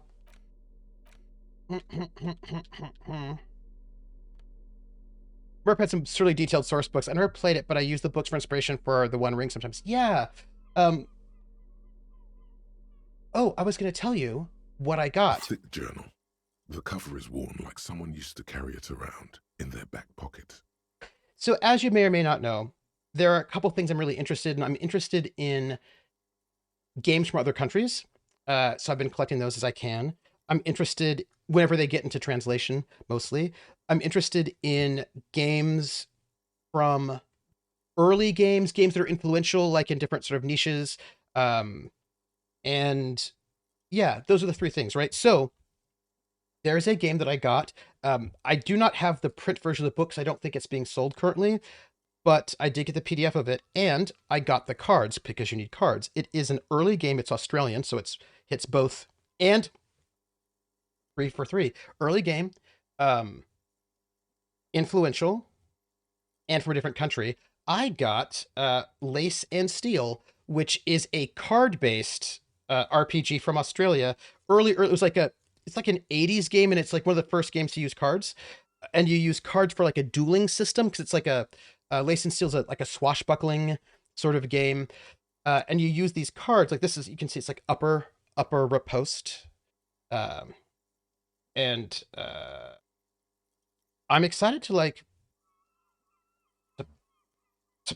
try it out. So I do not yet have, but I want Arduin. That's what I want, because Arduin, of course, is like developing at the same time as D&D is developing in terms of like, but through fanzines. I want to play Arduin. Just so you know, that's what I want. I'm gonna examine the cover. It's made of full grain leather. The lower left corner of the back cover sports an embossed brand name, Schneller. Schneller is a stationery brand from Gottwald, beloved among architects and engineers. My first GM was strongly influenced by Arduin and Rifts. Oh, interesting. I've played Rifts, but I've never played Arduin, and I think it's kind of hard to get your hands on it, but I do really want to. I want to play Arduin. I just want to see what it's like. I've got to look into it. There are a couple other ones. The very first sci-fi game was Metamorphosis Alpha. I don't know if that's available anywhere, but I would like to check it out to see what it's like. I've got games from Hungary, Germany, Norway, France, Spain. I've got some recommendations for things from Brazil, Canada, Australia. Japan would be Ryutama. I've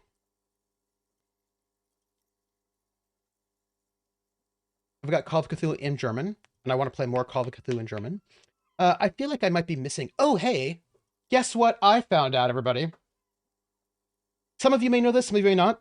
So, we played Ribbon Drive last night. PB Plays Inside and myself. And after the game was over, PB Plays Inside was like, there's this game that, because like we both will sometimes just like search around and try to find interesting RPG channels, just see what they're doing. What are their overlays like? What are they doing? Right. I'd like to keep my mind, eyes on things I don't know. And she was looking at this Galaxy Cafe, which is from Taiwan, the Taiwanese RPG channel. And she's like, what VTT are they using? And I was like, So I did some searching and I found out the name of the VTT they were using, which is Japan's #1 VTT. It does not have a name. It's like CCLAFIO.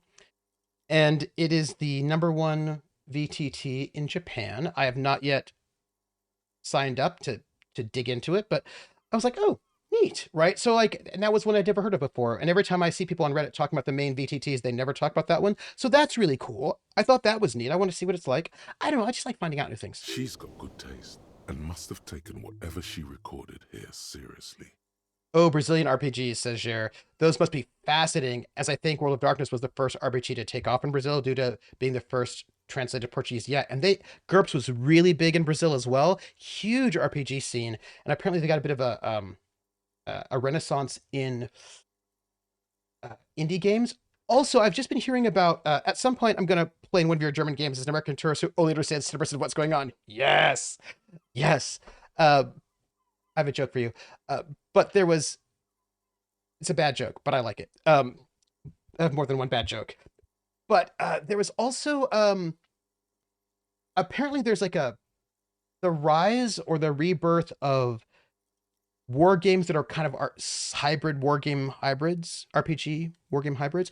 Also, I want to play Braunstein. I found a website that talks about how to play Braunstein, which is the game that inspired Arneson, right? So, yeah, and I feel like I should, just there's some cool stuff that I want to check out. The journal falls open.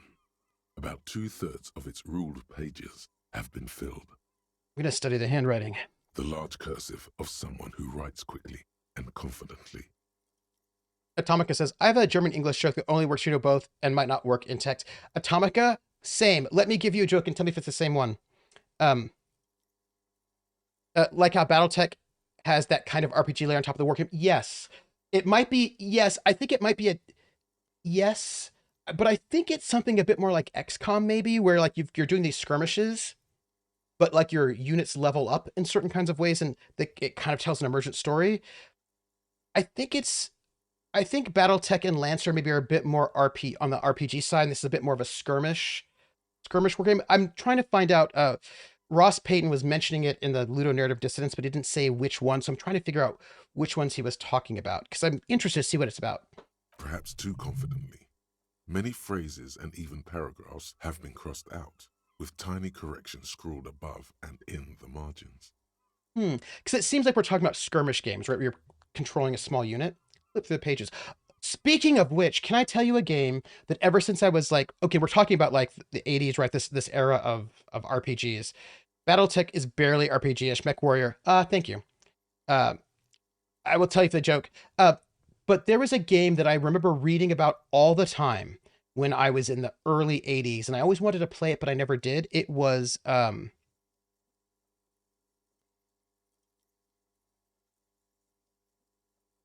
war game that had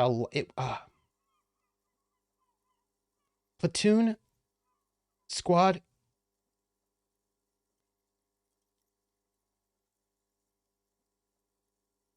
Squad leader? Squad leader? Avalon Hill, maybe? Platoon leader. Squad leader. Squad leader? Squad leader. Squad leader. If I repeat it multiple times, I think it'll just get weirder. Platoon leader. It was like such a, like, it was diplomacy and then patrol leader. Patrol, squad patrol. Trench Crusade also has a campaign mode as well, where after every game you would gain points to carry the. Yeah, I think it's something like that. Okay, wait, is it platoon leader? Squad, Avalon Hill, platoon leader. I don't know if that's the game. Squad leader. It was squad leader. That was the one. Yep, squad leader. I was right. I was wrong, and also then I got there. Yeah, so it was like I remember like being that kid and you look at the Avalon Hill like ads and Avalon Hill like in like Dragon magazine or whatever, and it was like, oh, platoon leader seems to be something that everybody was talking about. Diplomacy, platoon leader. Those were those games that were kind of like not in the core space that I was playing. We were just mostly playing RPGs, but I was always curious about them. And I've played Diplomacy, which I enjoyed, but I've not played Squad Leader. I was rushing my friend's Discord where he hosts an advanced Squad Leader game. Ooh, see, I want to play that. Let's flip through the pages, by the way. I mean, I don't know if I would like it, but I've always wanted to play it to see if I want. I also wanted to play. It's a mix of logistical notes, diagrams, and personal reflections, all dated. I remember when I would go to the game store, there were those guys in the back. They were not playing Warhammer, but they were playing war games with miniatures, something Napoleonic usually, but they had like the full kind of terrain, and it was very like a model train type thing. And I remember thinking, oh, that seems so cool. And they bring out their tape measures, and I thought that would be neat to play that. But I was not playing that game because I was a kid who could not. Left in a hurry. We could learn a lot from this. Okay, what kind of logistics? No. How far back do the entries go? The first entry is from August 2nd of last year. It reads simply, I know my position is precarious. All I can do is make myself as useful as I can while looking for a way out. Remember, no one is indispensable. Uday says, also, there is a Time of War, the RPG that you layer over BattleTech. Oh, huh. What, I have my question for you all have been around. What was your relationship to those games? I ended up buying Africa Corps because it was a war game that you could play by post. And so I had a friend, we played by post. That was the only war game that I played back then. So what were your relationships to those games that were not straight on RPGs, but you would see advertised in the magazines you'd hear talked about, but maybe we're not necessarily, I'm thinking about like, Squad Leader, Diplomacy, war games, either like the little chits from Avalon Hill or like the full on Funky Tree, the Jane's Guides, right? Yeah. I got it thinking a Time of War was a standalone game and couldn't find the mech rules until I found and then just played BattleTech. Oh no! What kind of logistics? Hard to tell exactly. It's mostly noted down in code. Looks like contact information, quantities, directions. Drugs. There could be useful information about local operations in those notes. We have a junior sergeant at my station who's good with codes. I can give this to her after we finish this. Oh, great. What are the diagrams of? Esoteric radio technology. The most recent ones probably pertain to the latitude compressor, sketches, calculations of distance and density. You make out a familiar spiral shape. Anything personal? Short, wry observations of people and places, probably a way to pass the time on the road. Also, what appears to be attempts to sort through some difficult decisions. There are a few passages with many questions in them. Hmm. Close. Riss is like, didn't do a thing for me. Uday is like, closest thing I got to skirmish games was Cyclades. I think one of the things I'm thinking about those games is that by the time I got to the late 80s, those games were not like, you didn't see those old timers playing those games in the back of the game shop. They weren't talked about as much. Like, I basically, I think I just started early enough that like that war game era was still in the air, even though I never played them, but I still saw the evidence of them in the hobby stores, right? Wizard says, I tried to get into a few skirmish games, but I never got into painting. Same. And it's like, cause I remember the very earliest hobby stores that I went to. There was one called, I wish I could remember its name. It was right in my neighborhood. It wasn't Game Masters, which was farther away, which had all the RPGs, but it was this other one that had very few RPGs. But they had, if you walked in, the first thing you saw, there was like the cash register was right there near the front, and right on the side were all those balsa wood airplanes that you could buy for like 35 cents. Like, they had a range of costs. The cheapest ones were like very, very simple, but like if you bought the more expensive one, it was still like 50 cents. It had the propeller on it. And so they had the balsa wood airplanes right there on the side. And then I remember looking up to the right, and this place was packed, dense, and messy and dusty. And like there was like all the Jane's guides, right? And then there was all this model train technology, like all of like the spray paints that would actually spray paint terrain, right? Like it was like a spray can for like, I suppose, fake grass maybe. And then there was like all the little, like there was like a case, and the case had like all of these little fake trees, like all these little fake trees, little fake shrubs. It was just like so much little trees and shrubs and terrains. And then the store also had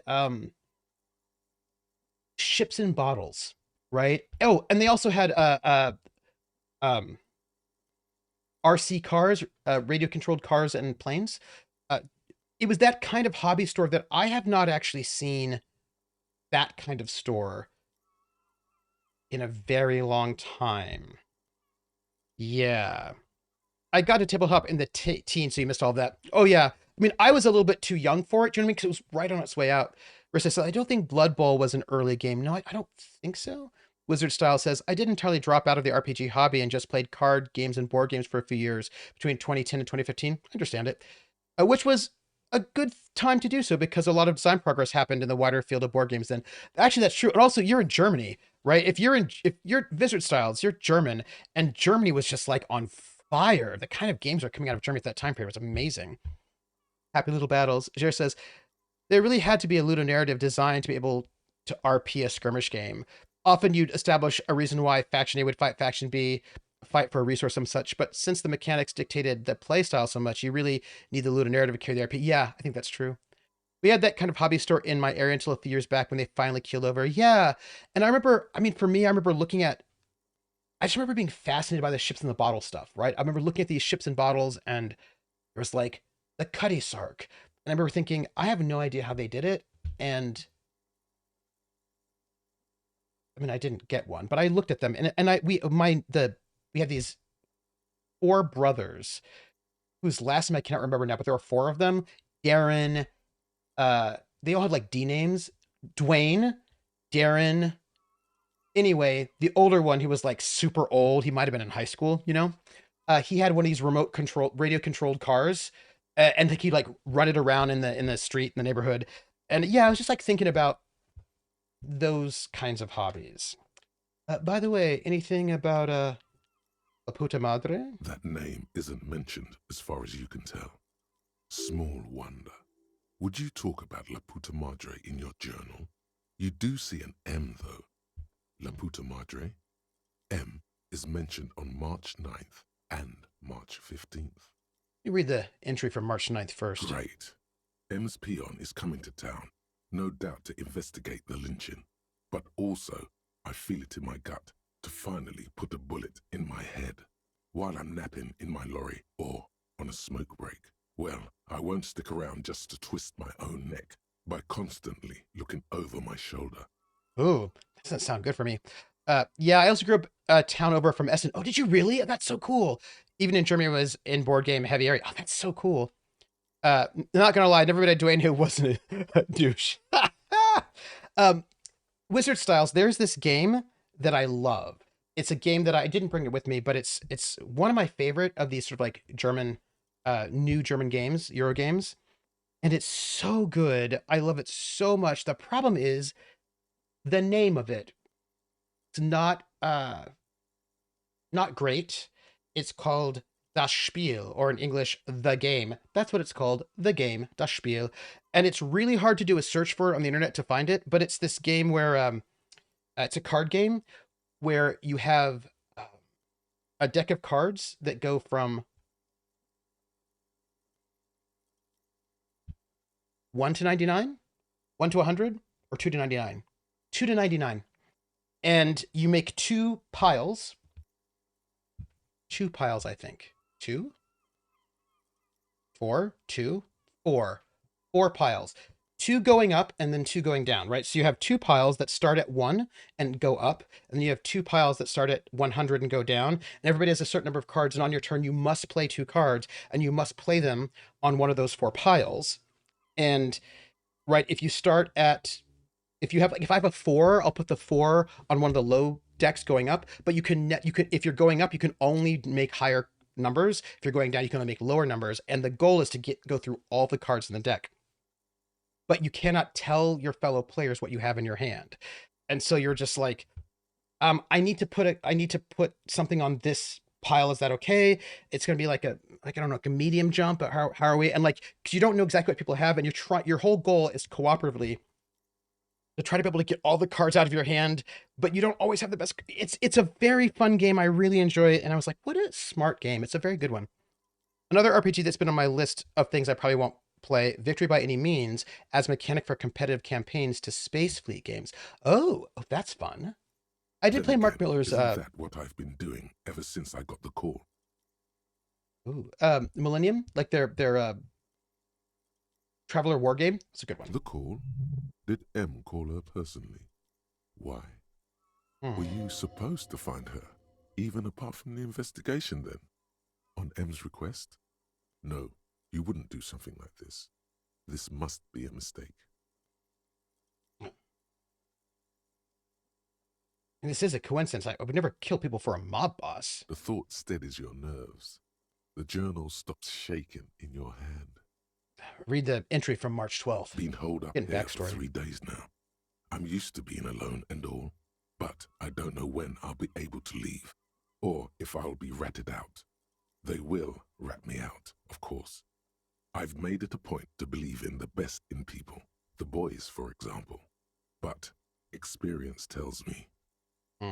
Wizard Styles says, I think the game you described was brought to a board game day in elementary school once, which I realize now is an excessively German thing. But it was really good. And it's like, what I like about it is it's a pretty easy, nice game to play. Like it's nerdy enough that you can have fun with it, but it's also a little bit casual that like, you don't have to like spend like 14 hours learning how to play. Yeah. Did M feel truly betrayed by me? I was feeling threatened. He'd have to know if he threatened people, they'd take measures to protect themselves. Even I know that. Economic measures, first of all. Gotta make a living, right? I can still hear his voice in the receiver. Taste the plastic. Wizard Styles, I have a question, and actually other people might know the answer. So for us in the States, the sort of the Euro board game revolution sort of started with Catan and then Carcassonne, which was like what, 2010, I guess, somewhere around then. That was when it sort of hit the United States. Those were the games that we got first. When did Catan hit the United States, actually? When did it come here? When did we get it? Settlers. Maybe if I go to Board Game Geek. Board Game Geek. Settlers of Catan. Settlers of Catan. So Settlers of Catan. Okay, there's a 2005. When did we get it? 2002, 2005, 28, 2004. Definitely before 2010, yeah. Yeah, no, I love Carcassonne. I think I really quite like it. When did we get Settlers of Catan? I used to play those games with friends that have an 18-year-old daughter. We played along before she was born. Yeah, so it must have been like 22, 2002, 2000, 2000, early 2000s, right? Uh,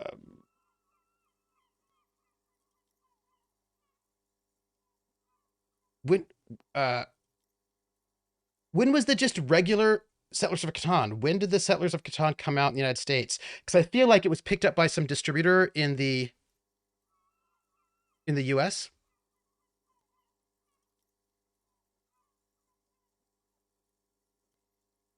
When was it? When did it come out?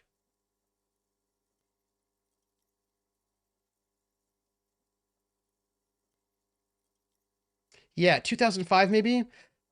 So I think the question I wanted to ask you, Wizard Styles, was I know that if we got it like 2005-ish, 2004, 2005, it must have been doing like how long? Okay, here's my question for you. When did the Eurogame revolution happen in Germany? And what were the first games that hit in Germany? Was it Catan or was it something else? Like, are there some really important Euro games that came out that we don't know about, or that we haven't gotten yet, or that we didn't get until late? Like, what would you say were the really important Euro games that really started the Eurogame revolution over in Europe? Because for us, it was Catan, and then shortly after Carcassonne. But I wonder if because like there might have been something like really amazing that we didn't even know about, and if there is, I want to know about it. First Catan was 95. Thank you, Krellin. In Germany, the first wave of modern board game development happened around 2000 with a lot of Rainer Knies's games, Carcassonne and so on. Catan wasn't even really part of that even evermore. Catan was around in the 90s. I remember playing it with both my parents, so that must have been before 99 when they got divorced. Oh, that's interesting. Oh, huh. I feel like Catan got a big push in the United States later than 95. I think that I feel like I think it got picked up by an American distributor and like got repackaged The and entry came in a ends bit later abruptly. than 95. Hmm. What did she write the day Lily died? Nothing on March 4th. March 5th, though. Well, that's bound to come back and bite me in the ass. I'm bad at this. Loyal to a fault. But that's another matter entirely. You have no idea what she means. These are personal notes. Don't expect to understand all of it. What's the most recent entry? Oh no, let me look at the cover again. No. What's the most recent entry? The most recent entry is from today. It reads, Ooh. even when I leave here, if I leave here alive, what's my next move? Staging a Level up. lynching is a crime, even if I'm not accused of murder on top of that. Forever on the run. Not really my idea of the open road. Man, I was really looking forward to winning. I would prefer not to die right now. Just It a looks side like note. she might have been framed. The lieutenant taps on the That page. would be a first, or a fourth. But who's counting? He thinks. Very rarely does anyone actually get framed. If she didn't do it, then maybe it's good that we didn't catch her. Yes. I wouldn't go so far as to say that. We have other reasons to arrest her. He frowns. Besides, I'm not sure her life as a fugitive is going to be much better than we does, especially if she has problems with the Madre. Kim, am I really a La Puta Madre agent? No, I don't think you are. Ask Okay. someone in your precinct if you want to be sure. They're probably gonna lie to me though, because they don't like me. He truly does not believe you are. Perhaps he shouldn't be so trusting. Come on, drama. Relax. His trust is well placed. You aren't. You can feel it. Okay. Hawkeye says, nothing worse than being at the workbench discovering you were short on lumber. Yeah, that would suck. Wizard Style says, I think one of the games that kind of bridged the gap was Elfenland, which is a racing game with a lot of randomness, similar to Catan, but also some modern elements. It won Spiel des Jahres in 98, but I think it's largely been forgotten now. Ooh. Well, I want to see it. That seems... there's a thing that I was doing, by the way. But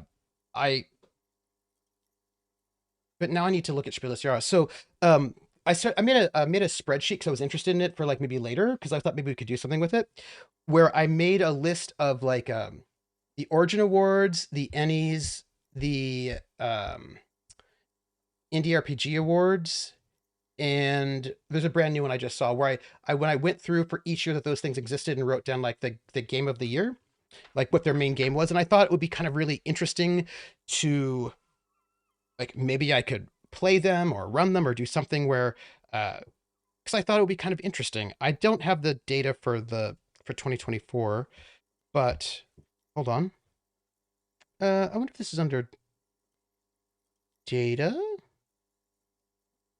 Probably. Data. Data from others. Twitch leak. The OR report. Oh, I don't think it's in average viewers. No, it's not there. It's not under data and analytics. It might be under... Hold on, I want to tell you. I bet it's under Discord documentation, probably not. Stream Deck, maybe it's under... It's probably not under admin. That would be weird. Catan's first Origin Award was 96. Oh, Krellin, that's so interesting. Huh. Copyright, crowdfunding, awards. Here we go. I got it. I thought it wasn't even designed by a German, but it was huge in Germany. Oh, interesting. Where's it from? Okay, I've got it, so I can tell you. So I've got I've written down the winners of the Ennies, the Diana Jones Award, the Origins Award, and the Indie RPG Awards. And there's a new award that has been out for just for the last couple of years, and I have that written down. And just in case you would like to know, this is the Origins Award is the earliest, and they started in 1978 for the category Best Role-Playing Game. So the best role-playing game in 1978, please remember, we haven't had role-playing games very long. Oh, the felines are demanding food. The winner of the best role-playing game in 1978 was Dungeons & Dragons. And then there was no best role-playing Origin Award in 79. And then the winner for the best role-playing game in 1980, Commando from SPI, which is a war game company. And then the year after that was Dragon Quest, also from SPI. And then Call of Cthulhu. And then Behind Enemy Lines, which I have, which feels a little bit war gamey. Then James Bond, then Twilight 2000 and Paranoia.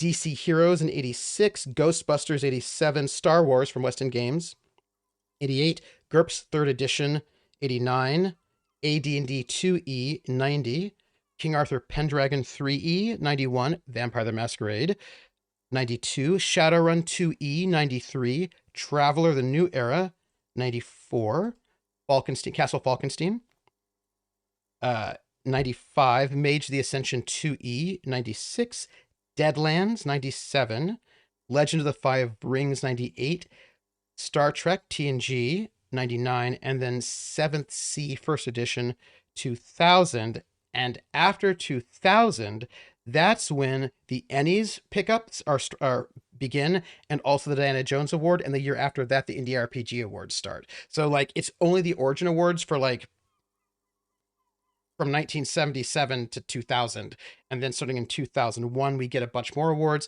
So anyway, I've been compiling this data because I thought that it would be cool to, I don't know what I'm going to do with this data, but I want to do something because I feel like I should, I don't know, experience all these games. Oh, Alan Moon from Southampton. Oh, that's cool. Commando with a C. Jer. Then who do you think killed the Merc? Classia was the one who pointed the finger at Ruby. Perhaps she was trying to steer us away from herself, or Yeah, but no one heard the shot. maybe she had an accomplice. Either way, we need to keep an eye on her. One thing is for certain. We have business back in the whirling and rags. Questions to ask. We should get to it. Yeah. Oh. Okay. In the late 90s, early 2000s, you got some of the people like Rainer Knizia and Wolfgang Kramer, and Michael Kiesling, who are still around now. Kiesling came out with Azul, semi-recently, and a lot of Knizia's early games are still relevant. Ra and Through the Desert, for example. Yeah. You started in the 200s? No, that's cool. So Turn the Millennium is where I'd say the first big wave of modern designs happened. There's been some... I'm going to say that I think it was really important what happened because, at least, I think I'm very glad for the Eurogame explosion because in the United States, a lot of our board games, not all of them, but a lot of our board games were seen as just for kids only. Like we were dominated by Parker Brothers, you know, like Monopoly and Sorry and Candyland and Chutes and Ladders. There were a couple of games that I think were marketed a bit towards an older audience. You have classics like Scrabble or chess, but that's a little bit different. But you get something like maybe Trivial Pursuit. Azul is so good. But there was like still a gap where people didn't really think of board games as being for adults. And once those European games hit us, there was like a more mainstream appreciation for board games as something that people who were older could also enjoy. And I loved that. I thought that was great. Okay, so we still have to find the murder weapon. We have to check the island for bullet traces. I don't know about that. Am I La Puta Madre's peon? I should call my station to find out more. We'll see about that. We have to return to the Whirling in Rags after the whole instigator debacle. Someone there has something to answer to. Yeah. Let's see what's out here, by the way. What is this? Dark water trails in the distance. There's no way out. Okay. I do have some questions about, like, the bunker. Like, I wanted to ask about the bunker, but I was afraid we would die, so I didn't. But that makes me sad that I never had the chance to ask her. And then the second wave was far more international. A lot of English, Italian, Czech designers, for example. Oh, yeah. Do you remember? I don't know if you've ever played... It's French. It's the World War I game. I think it's very good. And it spread out over... Yeah. What was... It's a World War I game. And it's called The Grizzled. That's what it's called. Very good game. A thing just got posted. Uh-oh. I know what you're talking about. I suspect I know what you're talking about, Prax. And I cannot wait to find out, to see it. If you've ever played The Grizzled, it was really good. The artwork was by the guy that the artist was killed in the Charlie Hebdo attack. But oh, hello. Stones fall. It's a long way down. Maybe we can, with Kim here, we can learn some cool things, like, maybe, he'll talk to us. Yes? If we're moving away from strictly board games, a lot of big card games recently came out of Japan. That's true. There have been some really, like, some cool things. Also Korea, right? But that's, Korea's been sort of cropping up. Also, I have to say, I'm really excited about more RPGs coming out of more places in, like, India, and just, like, I am very excited for...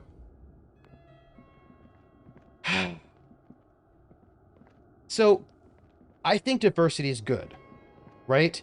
And what I mean by that is, like, I want to play card games made from people in Morocco, because I bet they'll make a card game differently than I would make a card game. And I want to see what people in Morocco would do.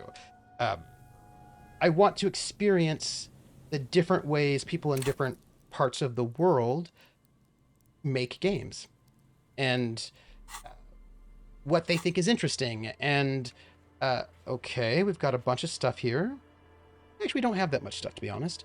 And some of the stuff I don't think we can do anymore. But that's fine.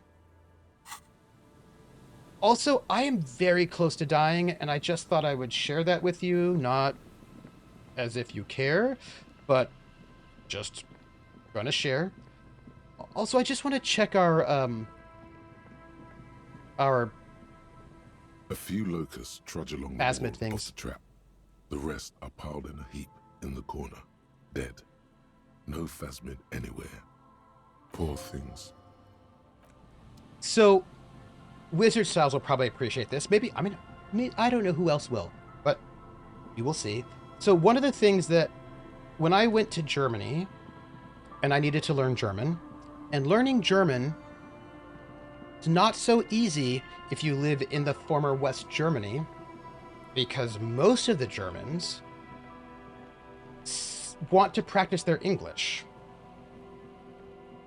The trap is filled with dead and dying locusts. Most of them aren't moving anymore. You still can't see a phasmid anywhere. Poor things.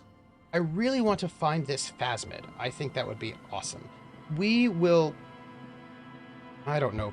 I don't know if we'll find the mythological creature, but we'll see. So anyway, it was very hard to learn German because most of the Germans wanted to speak English with me. And because I had not learned German yet, of course, their English was better than my German because I had very little German. And I could not learn better German if everybody kept speaking English to me. So there were a couple things I did.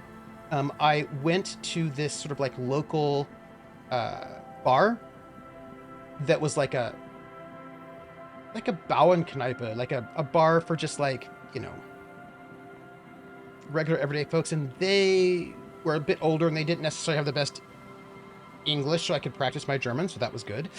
And one of the things I did was I watched soap operas and crime shows, because soap operas and crime shows often have the same plots, and so since you can basically guess the plot, it helped me learn new vocabulary. Just dead and dying locusts, and the slow swaying of surrounding reeds.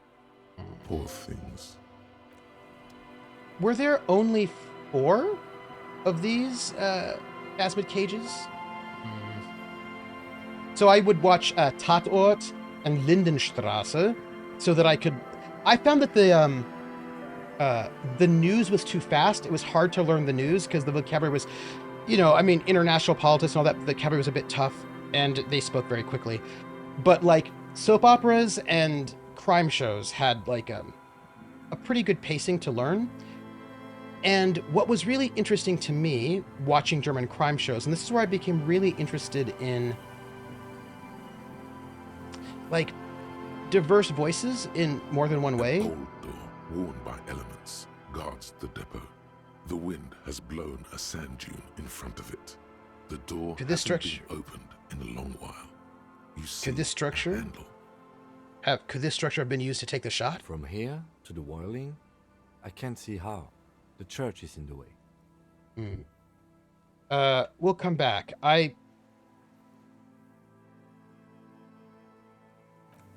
It's currently impossible, but I might be able to get there later. And when I was watching Tatorts, right, so it's a German cop show, right? I was like, one, I was able to learn German, some that was great, but also Germany does not have the same kind of gun situation as the United States, right? So American cop shows usually involve a lot of guns, right? A lot of gun crime,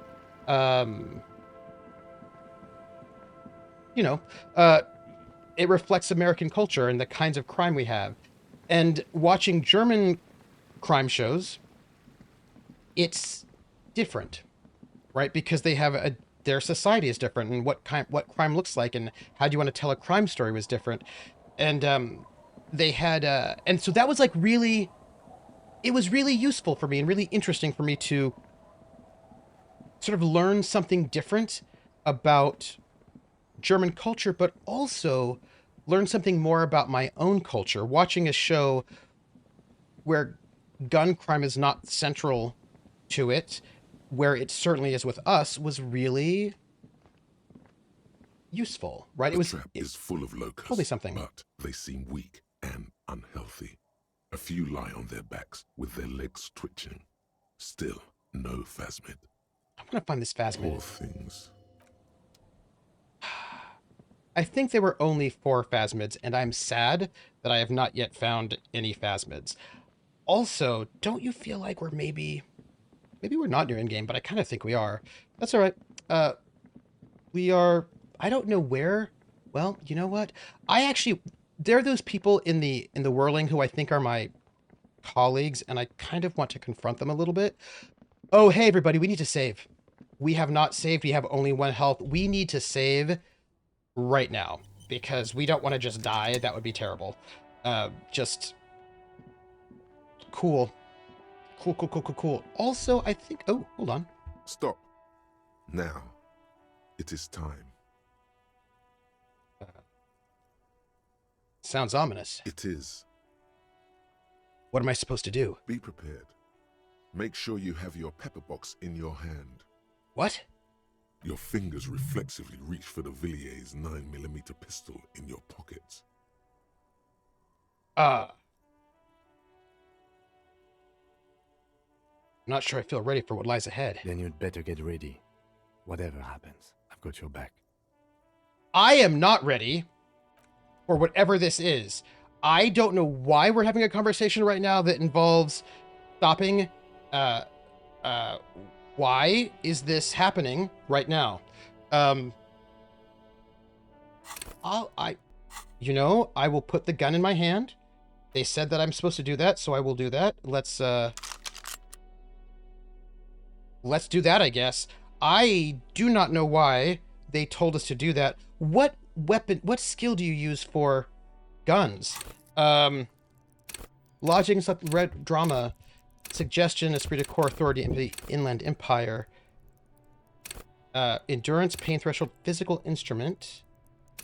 Electric shivers, okay, let's see. Hand-eye coordination, maybe? Ready, aim, fire, yes. I could have better. Reaction speed.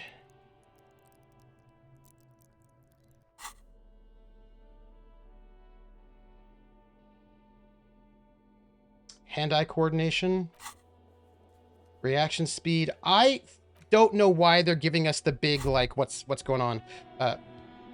Holding the gun feels natural and satisfying. It's like an extension of your arm, the polished wooden handle almost fusing into your palm. I made the same experience when I was in Norway and tried to learn language there. I did watch the news there because not everything is dubbed. Yeah. And podcasts without any person to look at. Yes. Absolutely Wizard Styles. Atomic says, I rewatched a ton of Marvel movies in German, and that was going pretty good. Ron says, do you think maybe you need to talk to Klassia again after talking to Ruby? I think so, actually. I mean, I definitely have to talk to Klassia.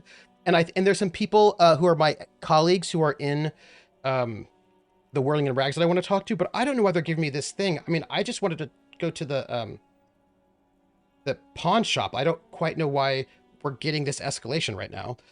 And we also have points to spend leveling up. Yeah.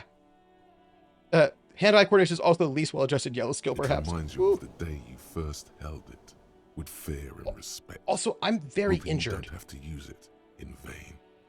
The sun was out in Jamrock. It was so long ago. The gun, your gun, can be an item of destruction, but also creation. The Villiers-LaSalle art project. Time to shoot some beauty through the heart of Martinez. I have other things to do.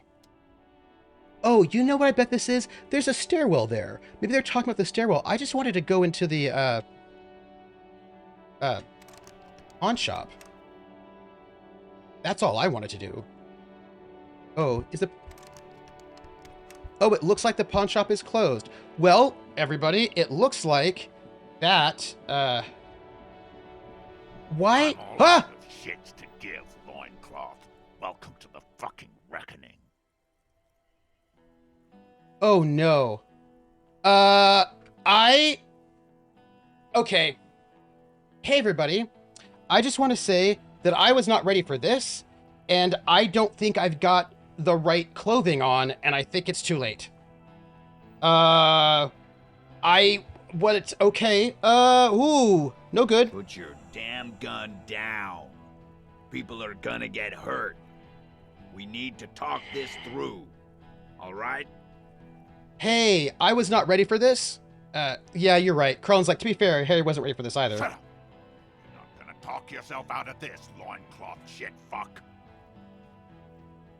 By the way, Wizard Styles, I think when I got to see some of the Swedish crime, I just think it's really interesting to see how like soap operas, like the kind of, you know, those genres that are kind of staples in multiple countries, what they look like in Victor's. I think that's super interesting. This is the mercenary at the gates. His chest rises and falls under the ceramic breastplate. His fingers reach for the butt of his sidearm. Kim, what's going on here? Shh. This is a misunderstanding. Nothing irreversible has happened yet. You can just return to your unit and forget all about this. This is bad, everybody. The Kipt is merciful, willing to spare us if we just forget about our murdered and humiliated commander. I think we should just kill everyone, Corty. Her tone is frighteningly emotionless. You are all drunk. Come to your senses. You won't gun down 7 people in the middle of the street. This isn't a frontier town or a jungle outpost. She sounds very sure of herself. We're in a bad scene, folks. Easy, Lizzie. Let me handle it. I know guys like this. I'm sure we can come to a peaceful agreement. Ain't that right, fellas? His voice is almost gentle. Peaceful. It sounds like the armored figure is weeping.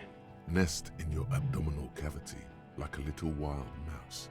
The masked man's words are barely intelligible, but you can hear them. I have no health, everybody. Can I up my health? Okay, I just healed my health. I'm gonna put myself up 3, leave 1 open. Can I... Okay, I can get to here. I cannot change my clothes. Not great, everybody. I would love to, but we can't. But we can level up. We're going to level up. We're going to add to our hand-eye coordination and our reaction speed. And,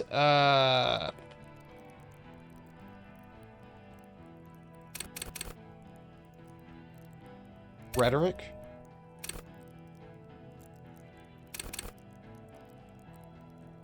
My authority is really, really bad. We're just going to keep it there, I guess. Okay. We're going to just spend 3 skill points. That may not be a good idea.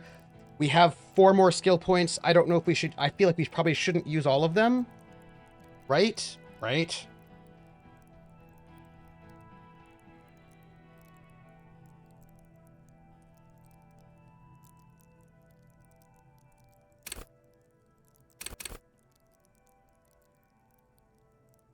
I have some questions about my life and why my life is what it is.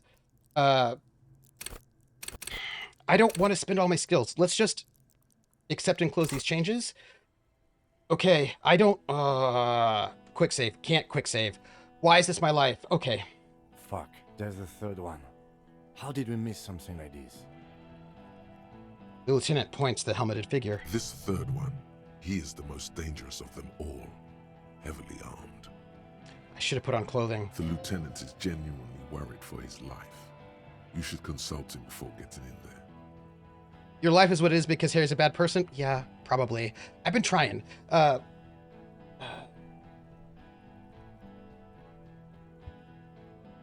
big one is the mercenary at the gates, the scab leader. If this turns into a firefight, we should take him out first. You know, A sound strategy. He's the leader.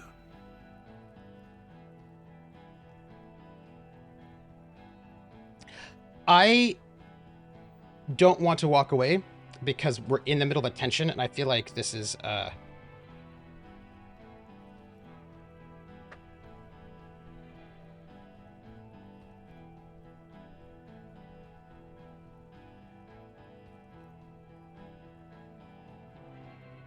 Okay, we're very bad at authority. We're really bad at authority, actually.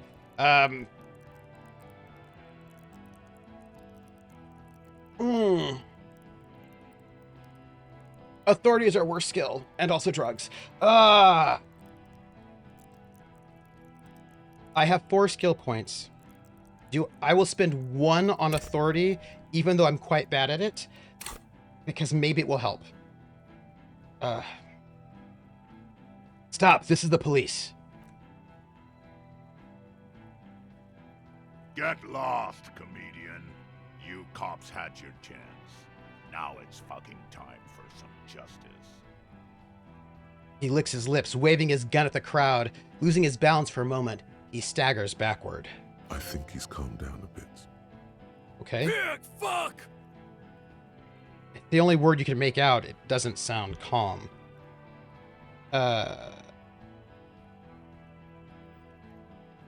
Easy now. No one needs to die here today. Oh, people are gonna die today.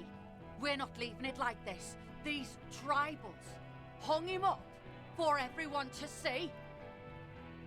No one is going to kill anyone. Let's just put the guns down and talk like civilized human beings.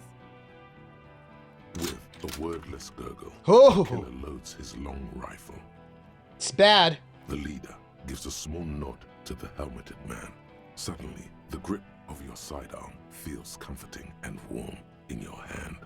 Feels like it's saying, do it.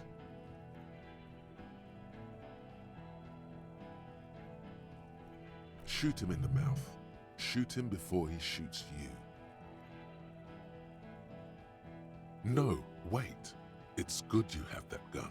It really is. Just soften him up first. Present an argument. Even if it comes to a fight, it's always a good idea to drag it out first. Get under his skin. People! I don't know about this getting under his skin. What if he gets under yours? I'm barely keeping your hand from trembling here. Peace. Always peace. It has worked thus far. Start with the first idea you have, then move down from that. Please.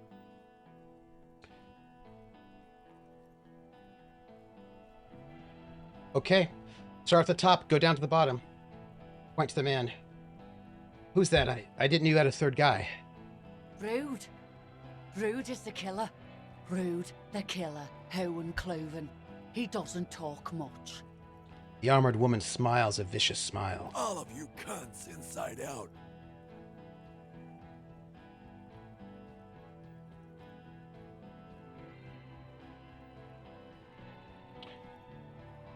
Okay, let's just keep talking. No one needs to die today. This talking shit won't help you.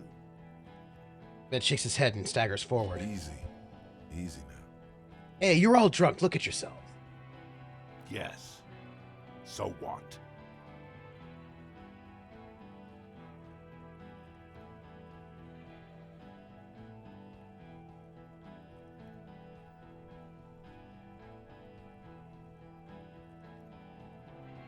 Okay, I'm going to tell you, this is where we have to have a conversation, all of us here. So, what I feel like saying is, your judgment is impaired, you'll regret this, but they are drunk. They also seem pretty racist, which means they might respond well to the kind of the weird racist rhetoric that the Measurehead guy said, but I also don't know, I think we have to, like, because you never know if games will let you double bluff, but they might. I saw your post on Discord. I'm still showing up late to the party. How it goes? Oh, it's Grinny. It is super intense. It is intense. I think we have to maybe Grinny, steal my eyeballs. We're gonna do this. Stupid shit. I know what you're doing. Fuck. It's not gonna work. I'm clear as day. He wipes the sweat from his brow. Enough already! What is this? We didn't come here to fucking chat! The woman's voice is furious. By the way, Grinny, we're in a showdown and it's bad. Interrupt me again and I will execute you on the spot, Lance Corporal. Ooh. Well, you gotta do, but why am I stalking you today? You know, people are, because I'm stressed out, and if you steal my eyeballs, it might be okay. Uh,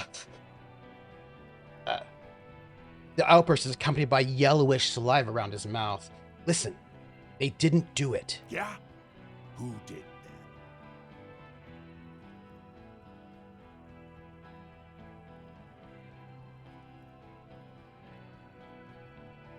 I would like to ask about Klastia, but I need to talk to her. I cannot tell them that it was her, because I don't think it was her. I'm going to say it was someone else, someone who's not here now. How fucking convenient. He gives you a drunken stare, then puts his hand on the gun. His fingers are twitching. That's a draw reflex. He's about to draw. Yeah, there was an option. The option was to tell him that Klastia did it, but I don't think she did it, and I don't want to say that she did it.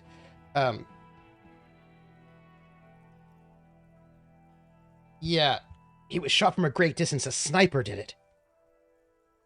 I don't think your policy of picking the top choice and going down serves you well. Oh, before that, but they told me to top down. You think I'm fucking stupid, cop? Yeah, no, I see. No, you're right. One of your You're right. pals here, right now, huh? There's a dangerous gleam in his eye. You're right, How Krillin. about the kid? Tell me, it's a magic fucking sniper one more time. Listen, please. This cop and this drumhead cop marshal won't decide who. Okay, I'm gonna logic this, right? Why does it believe me? Logic. The Hardy Boys confessed to hanging him, all together. Titus said we took him out back and hanged him. He said it loud, in a public place. Wait. Listen, he was shot. He wasn't hanged. Listen to me. You're lying. DePaul heard it. A Kiel Model 40 revolver, 8 rounds in the barrel. The gun slowly sways in his hand from the inebriation. Right. You heard wrong. She and these men have been helping us find the shooter.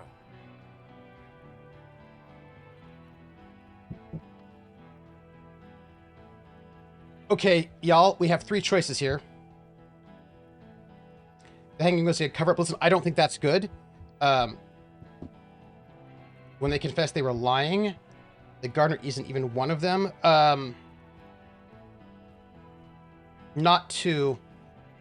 Yeah, if we can get back to that Klastia option, we will get back to the Klastia option.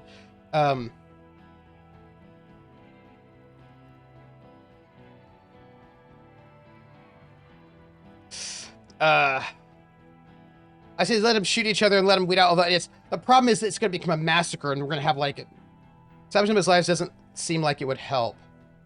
Hey, Grin.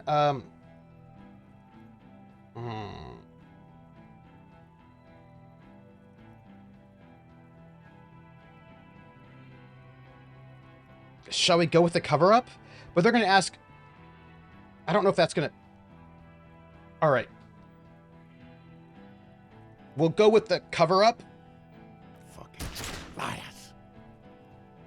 He pulls the trigger, a plume of smoke erupts from the muzzle of his gun. The shot rings in your ears, a low, tinny ring. Then might not have been the my Hardy choice. Boys yell something. The young woman stands and looks behind her. The shot has flown over her head, crashing a small pane of the glass window behind her. I also think she should have asked the armored lady to repeat herself, because getting them in fighting does seem like smart. Yeah, but it wasn't her. It was that weirdo person, the sociopath. Or something like that. I have no idea what's actually gone, so I'm just going to pick the craziest options and make them on my own. I missed. The man looks at his revolver and smiles. Okay, this I is... know what I heard, Corty. They said they killed him. They said it was a good way to end a Sunday night. That doesn't sound good. You need to change the topic now, or there will be another shot. What topic? Shots have been fired. Act before it's too late. No, was a this- close call. No, we're going to go with the Klassia here, right? Where's Klassia? She can explain this. Who the fuck is that? Klassia, the woman upstairs, where is she? She left! The manager calls down from the balcony. Unarmed, hunched, but keeping it together. What do you mean she left? She left! Her room's cleaned out! Right before these assholes showed up! We should have arrested her. The lieutenant whispers, his eyes still near our You mercenaries. can feel how upset he is with himself. Just for a second. Then the fear takes over and he's back in the moment. Hey, Bushman! Your little cunt isn't gonna help you out of this one! The veins in the man's neck expands as he She's yells. gone. Forget about it now. Concentrate on this. So the Wild Pines rep does not approve of this, is not going to help them, right? Stand there quietly hoping nothing bad happens is also not going to help them. That's going to be bad. So, I mean, like, I like the idea of shooting first and asking questions later, but I'm a chaos monkey, so I'm no good in these situations. We've got rhetoric, suggestion, and hand-eye coordination. 12, 13, 14. Rhetoric, suggestion, hand-eye coordination. My rhetoric is 6. Suggestion is 4. Hand-eye coordination is 5.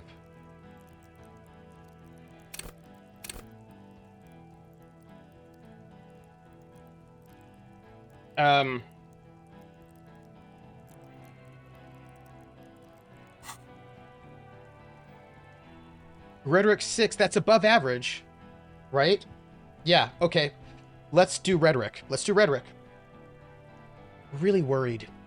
I feel like I've got 3 skill points. I could put 1 more in here, but I feel like I might wait. How much?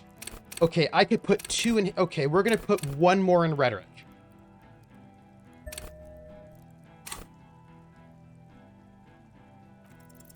All right, here we go.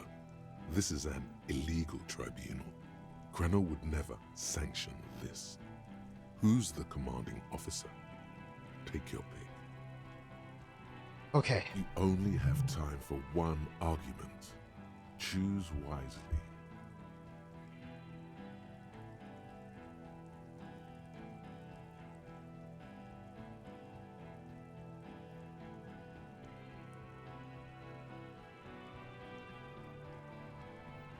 Okay, everybody. We have a question. What do we say here? I'm going to put up a poll because we're in a tense space, and I'm going to give you some thoughts. Number 4 is a no-go. Gulp and say nothing, that's a no-go.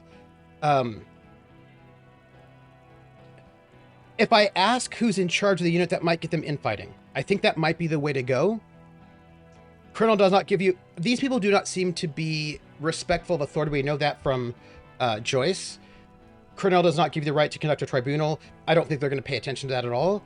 You were called Downwell once. What happened is about, like, backstory, which might get them distracted. But I think who's in charge might be good.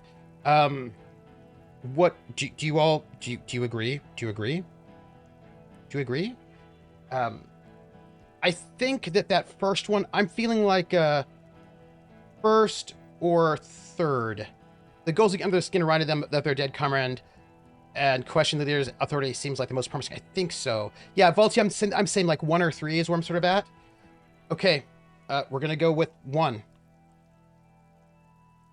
We're gonna go with 1, and you know, here we go. I am a Grinnell Major with over 15 years of live combat experience. When my colonel gets hanged by clay monkeys, I lead the platoon on a retaliation strike. So you are the highest ranking of the 3 of you? Nah, I just have the biggest gun. He wraps in his armored barrel-like chest. Technically, the other man has the biggest gun, but we're beyond that now. Hold on. What's the highest rank in Crenell? King Reaper. As the leader of this group, reconsider your actions. This does not need to end in bloodshed. You're right. But you see, I want it to end in bloodshed. He pauses and smiles. Okay, it's not much, but he's thinking about something else, and his hand is off the gun. This did something.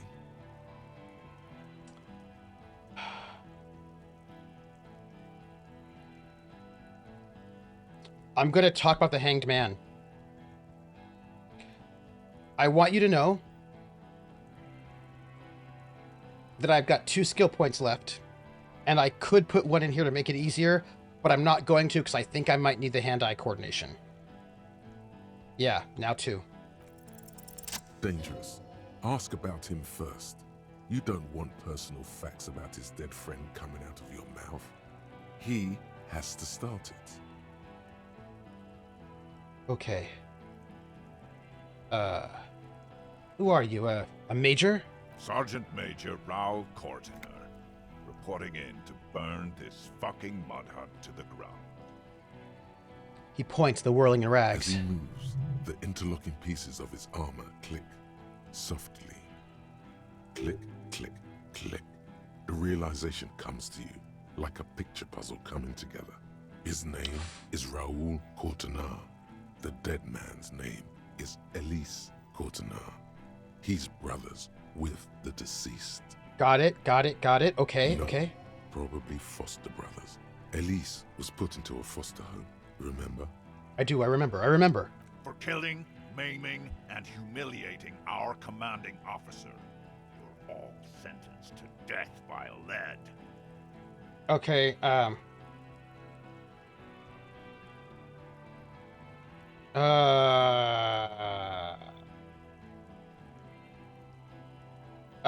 the leaf compactor, yeah? Yeah. His parents left him a fucking leaf compactor. Ooh, lady. Yes. When he was small. Just an infant. We researched him. We contacted the ICP and looked at his birth records. That was in there. And other things. They fucking put Laylee in a leaf compactor, and now these cunts finished the job. He waves at the gang huddled by the doors. There's real anguish in his voice. A drunken sadness suddenly engulfs him. Memories. It's a mind fuck, Corty. He wasn't put in a leaf compactor. They're making it up to fuck with us. Major, permission to. She glances at him. Open fire. We can't have that. Interfere now.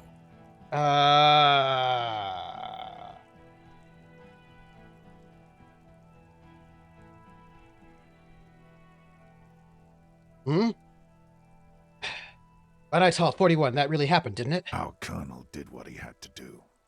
It was either one cunt or 100 of them. Rude here. He points to him. In your shit pipes, right in the fucking... Indecipherable mumbling. He likes to fire mortars at random coordinates. Wipe out mud huts like that. When he gets bored, Laylee knew how to command. Jer wants to be the devil in his ear because I'm not wearing the He tie. was a good commander. I can see you miss him. Oh yeah, he would have commanded this fuckhell way better than I did. But that didn't happen, because Hayseed Bill and Kipty the Kipt here He points to Titus Eugene. fucking murdered him. Had him stink the village up for 2 weeks after. And you fucks did nothing. He points at me. Listen, man. We told you we... Told us what? What did you say? Who said that? Tattoo fuck. You'll die first. Cordner, I know that name. He sways from left to right, inspecting you. Raoul and Ellis Courtner. Sorry about your brother, Raoul. He wasn't my fucking brother. We just grew up on the same farm and got beat into place by the same sick fuck. And then went to the same military academy, the same unit, the same war. Same fucking mud hut town, too.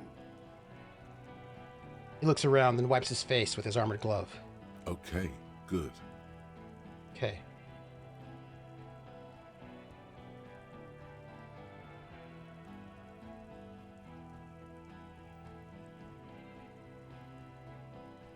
Listen, you're Lely. Everyone says good things about him. He was a talker. Fuck do you mean, talker? We've heard testimony. People say he was charismatic, a nice guy to be around. Yeah, he liked to chat up the natives. Share leaflets, squeeze a bit of kip-tass here and there. Great fucking idea that turned out to be. He points toward the yard. If Laylee was here, he would spare the lot of you. Maybe shoot one for show. But me, I'm not a big fan of public affairs, Clay Monkey. I'll gun every one of you down for what you did. Ready to open fire, Major. At your command. Hey, he had blue eyes, didn't he? Your brother? Baby blue, yeah. Like someone fucked up and put a baby's eyes on a grown man. He smiles, pulling his face in a strange way. It was creepy, but bitches like that shit, I guess. Or, I don't know what bitches like. I just know how to mow down cloths. Your brother did not deserve to go out like that, I promise. I will find his killer. Find his killer. Cop, his killer stands right there, shitting his pants, and you're standing in the way, protecting them. I know what this tactic is, Silo Sam. You're gonna die for them. Right here. Today. He stares at me, his eyes pink from the alcohol, fingers tapping the pistol. Big talk, but that leaf compactor won't leave his mind anytime soon. It's a small thing, but it got him off center.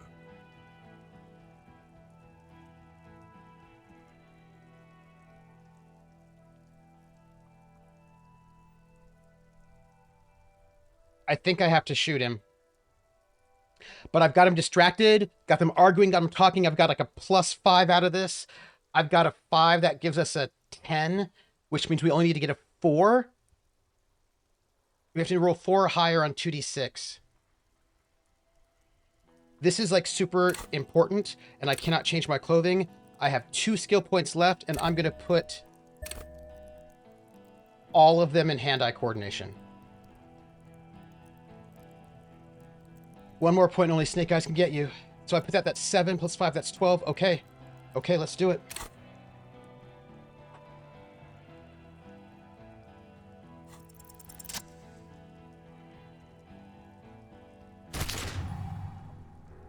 A plume of smoke and fire erupts from the gun, and your hand goes numb from the explosion. Look at Courtnair. There is a hole in his cheek. Blood gushes out as he stumbles backward, eyes filled with rage and disbelief, gurgling, muttering something unintelligible. His lips, moving, swollen with fear, are trying to say, shoot him, but he can't. Oh! Ho! Ho! Ho! Ho! Ho! Ho! The killer raises his rifle and takes aim at you. His moves are steady, but the long barrel of the rifle sways slowly.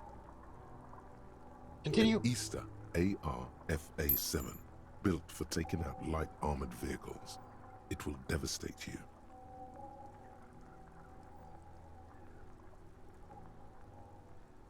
This is really bad.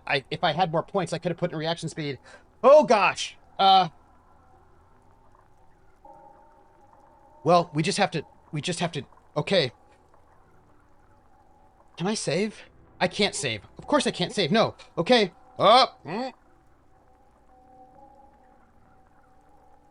Okay. 1. I think if we hesitate.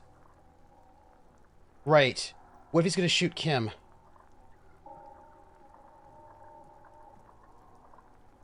Kim, where's Kim? From the corner of your eye, you see the lieutenant raise his pistol and aim it at Rude. Okay. Dodge the shot. You leap left. A swarm of angry lead passes mere millimeters from your side, tearing fabric off your coat. Feels like the lightest of tucks.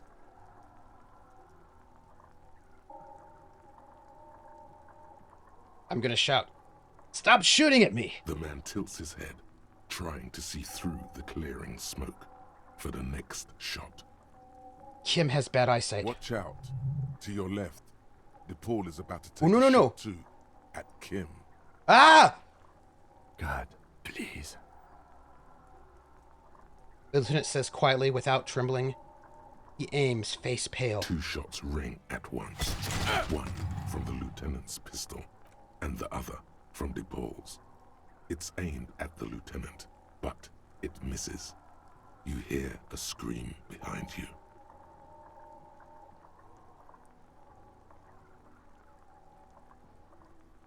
Who screamed?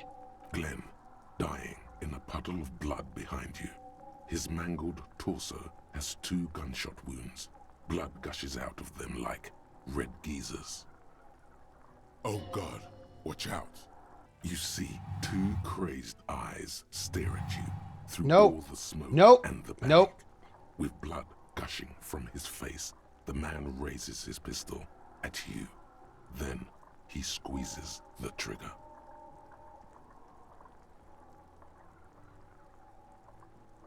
I can't hit that, so I'm gonna look him in the eye. The look of vengeance, framed in blood, lips shaking. This is the last thing he'll do on Earth. But he will do it. He is your end. Thank you, 550. Here it comes. Death.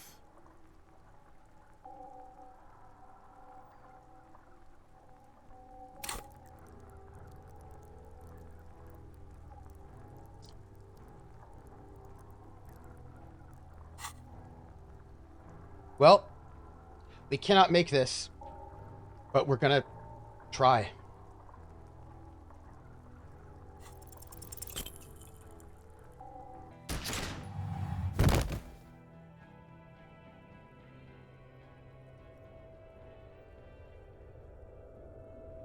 You can't. There is no time. Something inside your pelvis explodes. Your entire lower body is on fire, and your legs can't support you. You fall down like a rag doll. The pain is too immense to scream. It pushes the air out of your lungs. Everything goes dark.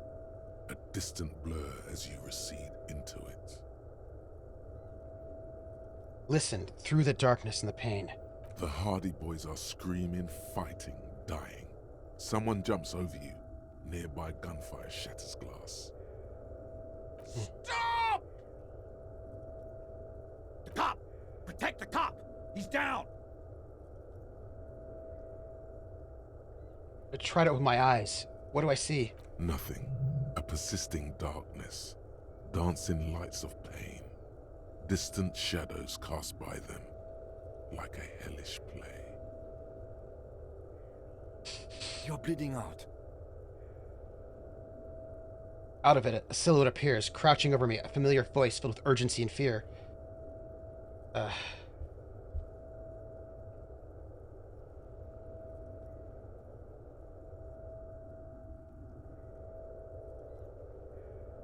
I'm gonna say the thing that's like, there's a white shadow that smells like apricots. It's always there.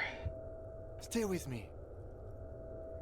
You feel burning hot tears streaming from your eyes. Grinny, this was fun while it lasted. I don't know if it's in or not either. We've got like, I don't know, 8 minutes.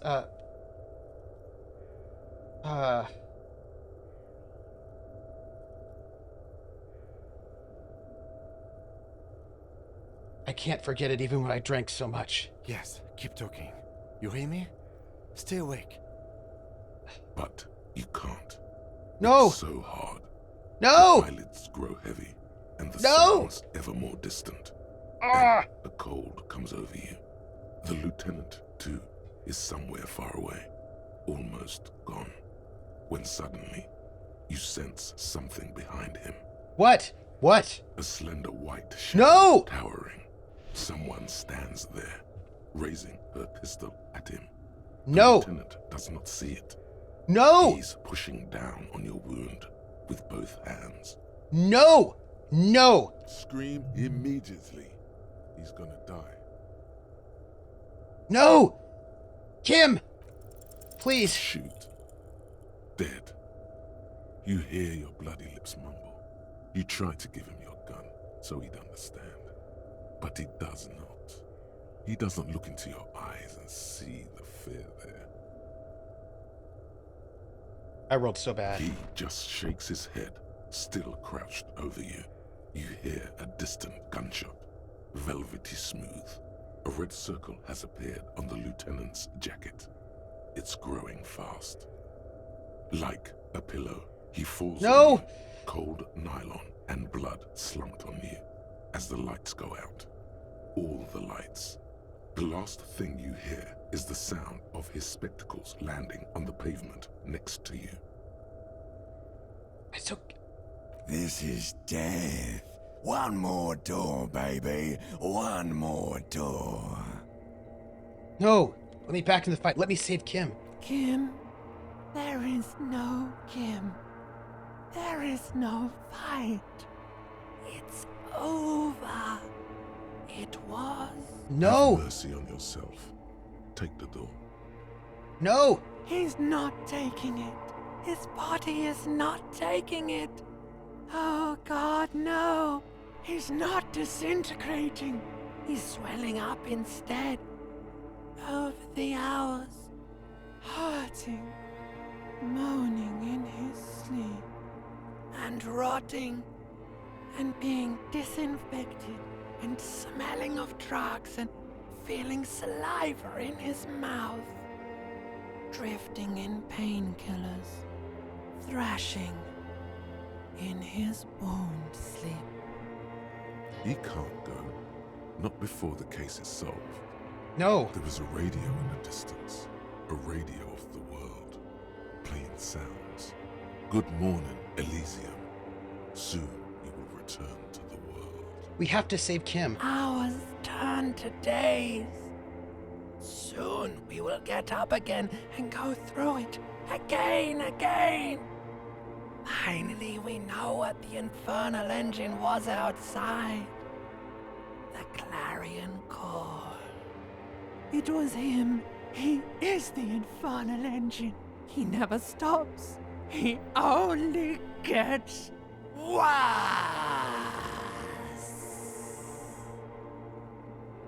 What's happening? Can we save Kim?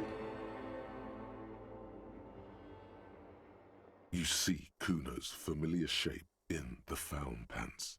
It turns double, then triple from the pain. He says, Coinslot's dead? you can barely hear him. The pain is so bad. Wait, what? Just kidding, Pigo. The boo-boo wagon took the Beano clad away. He's probably gonna live.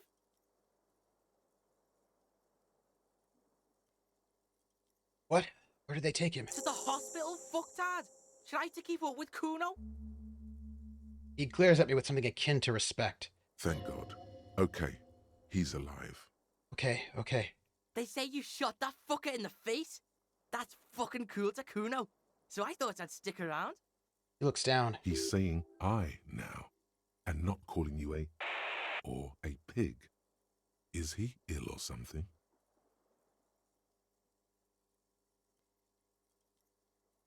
Boo-boo wagon. He's straight with me. I need to get my bearings. Sure, Kuno's gonna help you with that. Kuno's in a given mood right now. My room looks better, right? What happened to the others? Some of those Union goons got fucked. Now the whole harbour is in lockdown. Even Kuno can't get in there. Everard probably used this armed altercation as an excuse to completely barricade himself in the harbour and cut off all communications with the outside world. Is Titus all right? The big fucko. Yeah, he's drinking downstairs. Kuno's not into that. Do you know if Classy the blonde next door is really gone? Yeah, she's way gone, pig. Kuno's been here for 2 days, and Baby Beard and you are the only fucks in the building. Of course she's really gone. What did you think? The whole harbor's in lockdown? Yeah, that's what Kuno said. No one goes in or out. Shit's paranoid now. Kuno is Rivertro's people. Thanks for telling me, Kuno. No problem. Kuno shares the info. What happened to me? You tore some shit up there, pig. Got shot too. Kuno is looking at you like a tamed wolf would look at his master, like an equal. How badly am I hurt? How would Kuno know? Kuno's not a fucking doctor. He looks at me like I'm an idiot. Pretty fucking bad, Kuno thinks. But you're one lucky pig. The doc took the bullet out and said you'll live. Can I walk? Are your legs attached to Kuno? Can the Kuno move your legs? The fuck should I know? You can walk. If it's possible, then by pure willpower alone. You're a psycho-locomotor.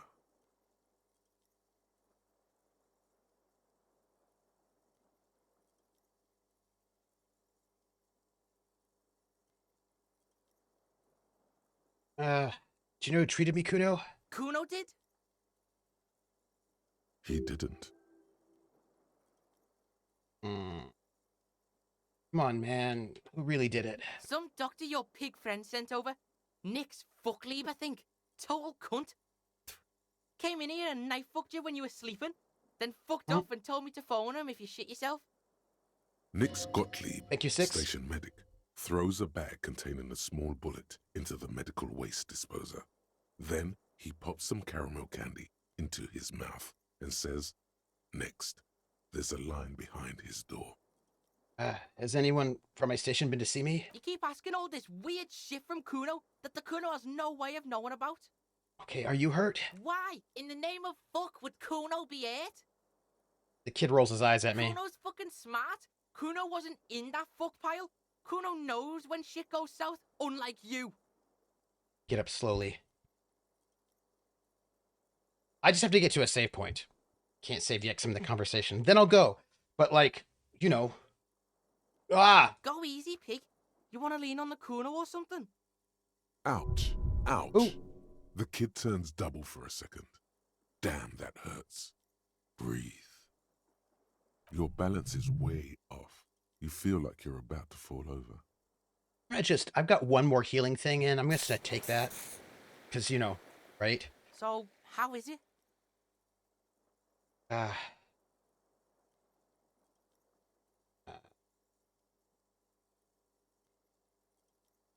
Hey, Vancouver, it's like, oh man. Feel fantastic. Let's rock. Kuno can see you trying to shit him. But Kuno's unshittable, so fuck does Kuno care? Still, you see something akin to respect in his eyes. I'm ready, Kuno. So, listen, pig. Kuno's been thinking about shit and, Kuno's coming with you. Help you wrap this shit up, final style. Simon, Kim is not here right now. Asking for something, even asking to come along, doesn't come easy for him. What style was that? Final style. You fucked everything up. Now Kuno's all you got. Terminal Kuno. Why do you want to come with me? This scene is dead. Kuno's out of here. Might as well be a pig. Big up fucky fingers on me way out. He's gonna live. He'll live. He gestures towards the window. Big up fucky fingers. He is a free thinker, beyond the box. Can't argue with that. Kid would make a half-decent sharpshooter, no? Look at him. Life hasn't been easy on him. You want to drag him along and put him through more shit? Your shit? I don't know. Look, this might be his only way out. That's true. He is streetwise, knows the neighborhood, knows the people. He could be useful. It'll make him... Yeah. This is a 12-year-old kid. You can't seriously be considering taking him along. What's going to happen to him? No, we're going to take Kuno because we might need each other. All right. Saddle up. Accepted the Kuno like a motherfucker. What are we gonna do now? Now? That's what's going to happen next. Yeah, debrief Kuno. Let Kuno know the plan. I don't know. You asking Kuno to come along to your shit show, and you don't even know what to do. Fucking check your pig journal or something. Come on. It's just like, not gonna like Kuno more than Kim. Okay, we are here. We're gonna end it. Some stuff has happened. We need to there's the Kuno. Thank you, Sherry. You've got to give him his proper article. For the record, I learned a new skill point. That was great. I can change clothes. We're not gonna do that right now. We're gonna wait. We have got tasks. We need to inspect the window in Classia's bedroom, find the murder weapon, and determine where the shot came from. Still, we got to do that. We've got thoughts hanging out. That's what we got, everybody. I just we're gonna have to wear different. We've got things to do, but we're gonna save the game.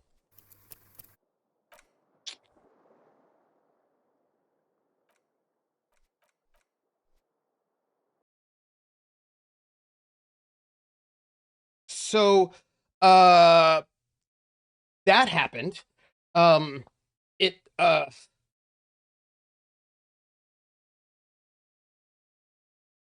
was very intense. That was very intense. I'm going to think about that when I GM. And Claudia checking out and leaving town is the actual one that doesn't want the cops coming back asking more questions. That is true. Or somebody, she did have like some corporation trying to kill her, right? I mean, it's just, oh my goodness. So, okay. We spend a lot of skill points. I understand that people spend skill points all the time to, like, you know, have skills but I've been hoarding them and I only have one left and I don't know when to use it for. We'll just wait. Okay, look, I have that feeling. I got the feeling that we are like super in game right now. So I don't know how many more sessions we have left of Disco Elysium. Like maybe 1 or 2. I don't know. Oh, golly. We'll find out next Thursday, I guess. But I'm hooked on a feeling. I went to karaoke. It was good. So tomorrow, let me tell you where you can find me. Tomorrow at 7 p.m. Eastern, you can find me here on this channel for part 3 of, gosh, this game, yo. Part 3 of Through the Valley of the Dead, the Martian Cowboys game designed by Simon. And then on Saturday at 1 p.m. Eastern, you can find me here on my channel for Hitman. And look, we didn't even lose any signal strength, so I'm feeling good. And then on Sunday at 8 p.m. Eastern is the first episode of a brand new mid-shot, a good like 10, 12 episode season episode of 10, 12 episode season of Truly Madly Falkenstein, a Castle Falkenstein game over on Praxagora the Smophorius channel. And it's going to be GM'd by Chris Gear. And you should be there because then I will wear this fez. And I feel like you're going to want to see this fez in action. So you should come. And then I'll be back, next Thursday for this. And I'm freaking out.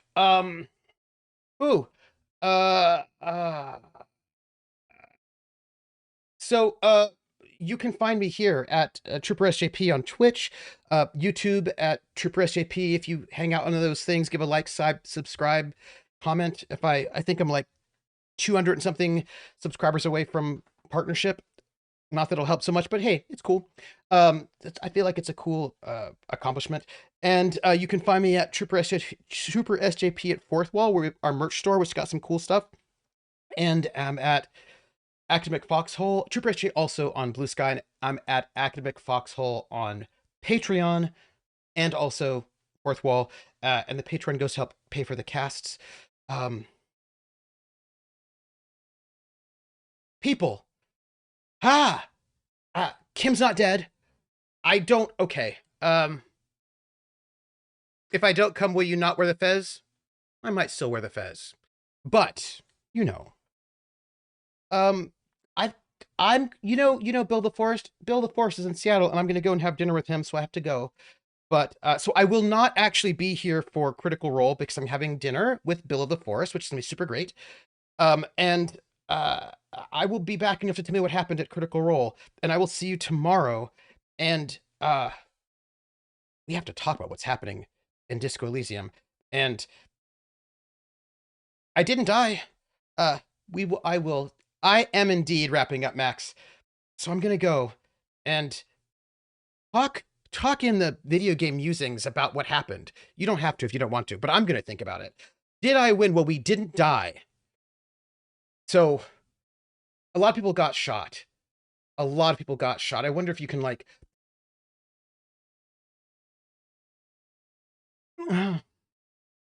Yeah. Yeah. Wow.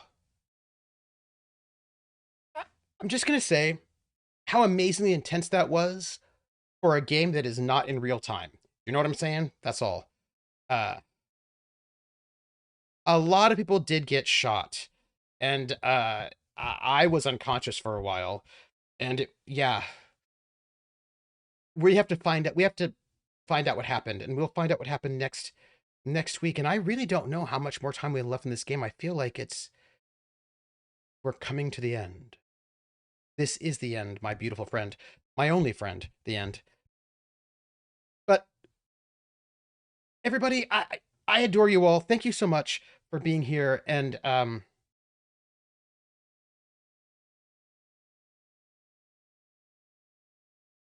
we'll have to find out what happened. We'll have to find out what happened.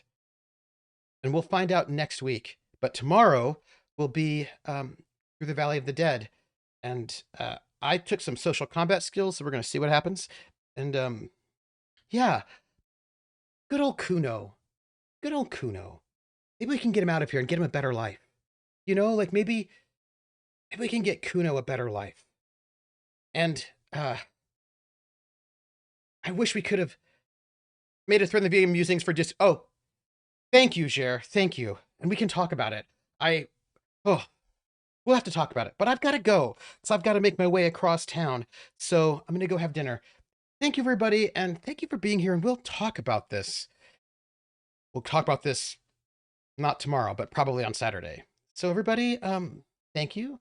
And I will catch you all on the flip side. Bye, everybody. Kuno.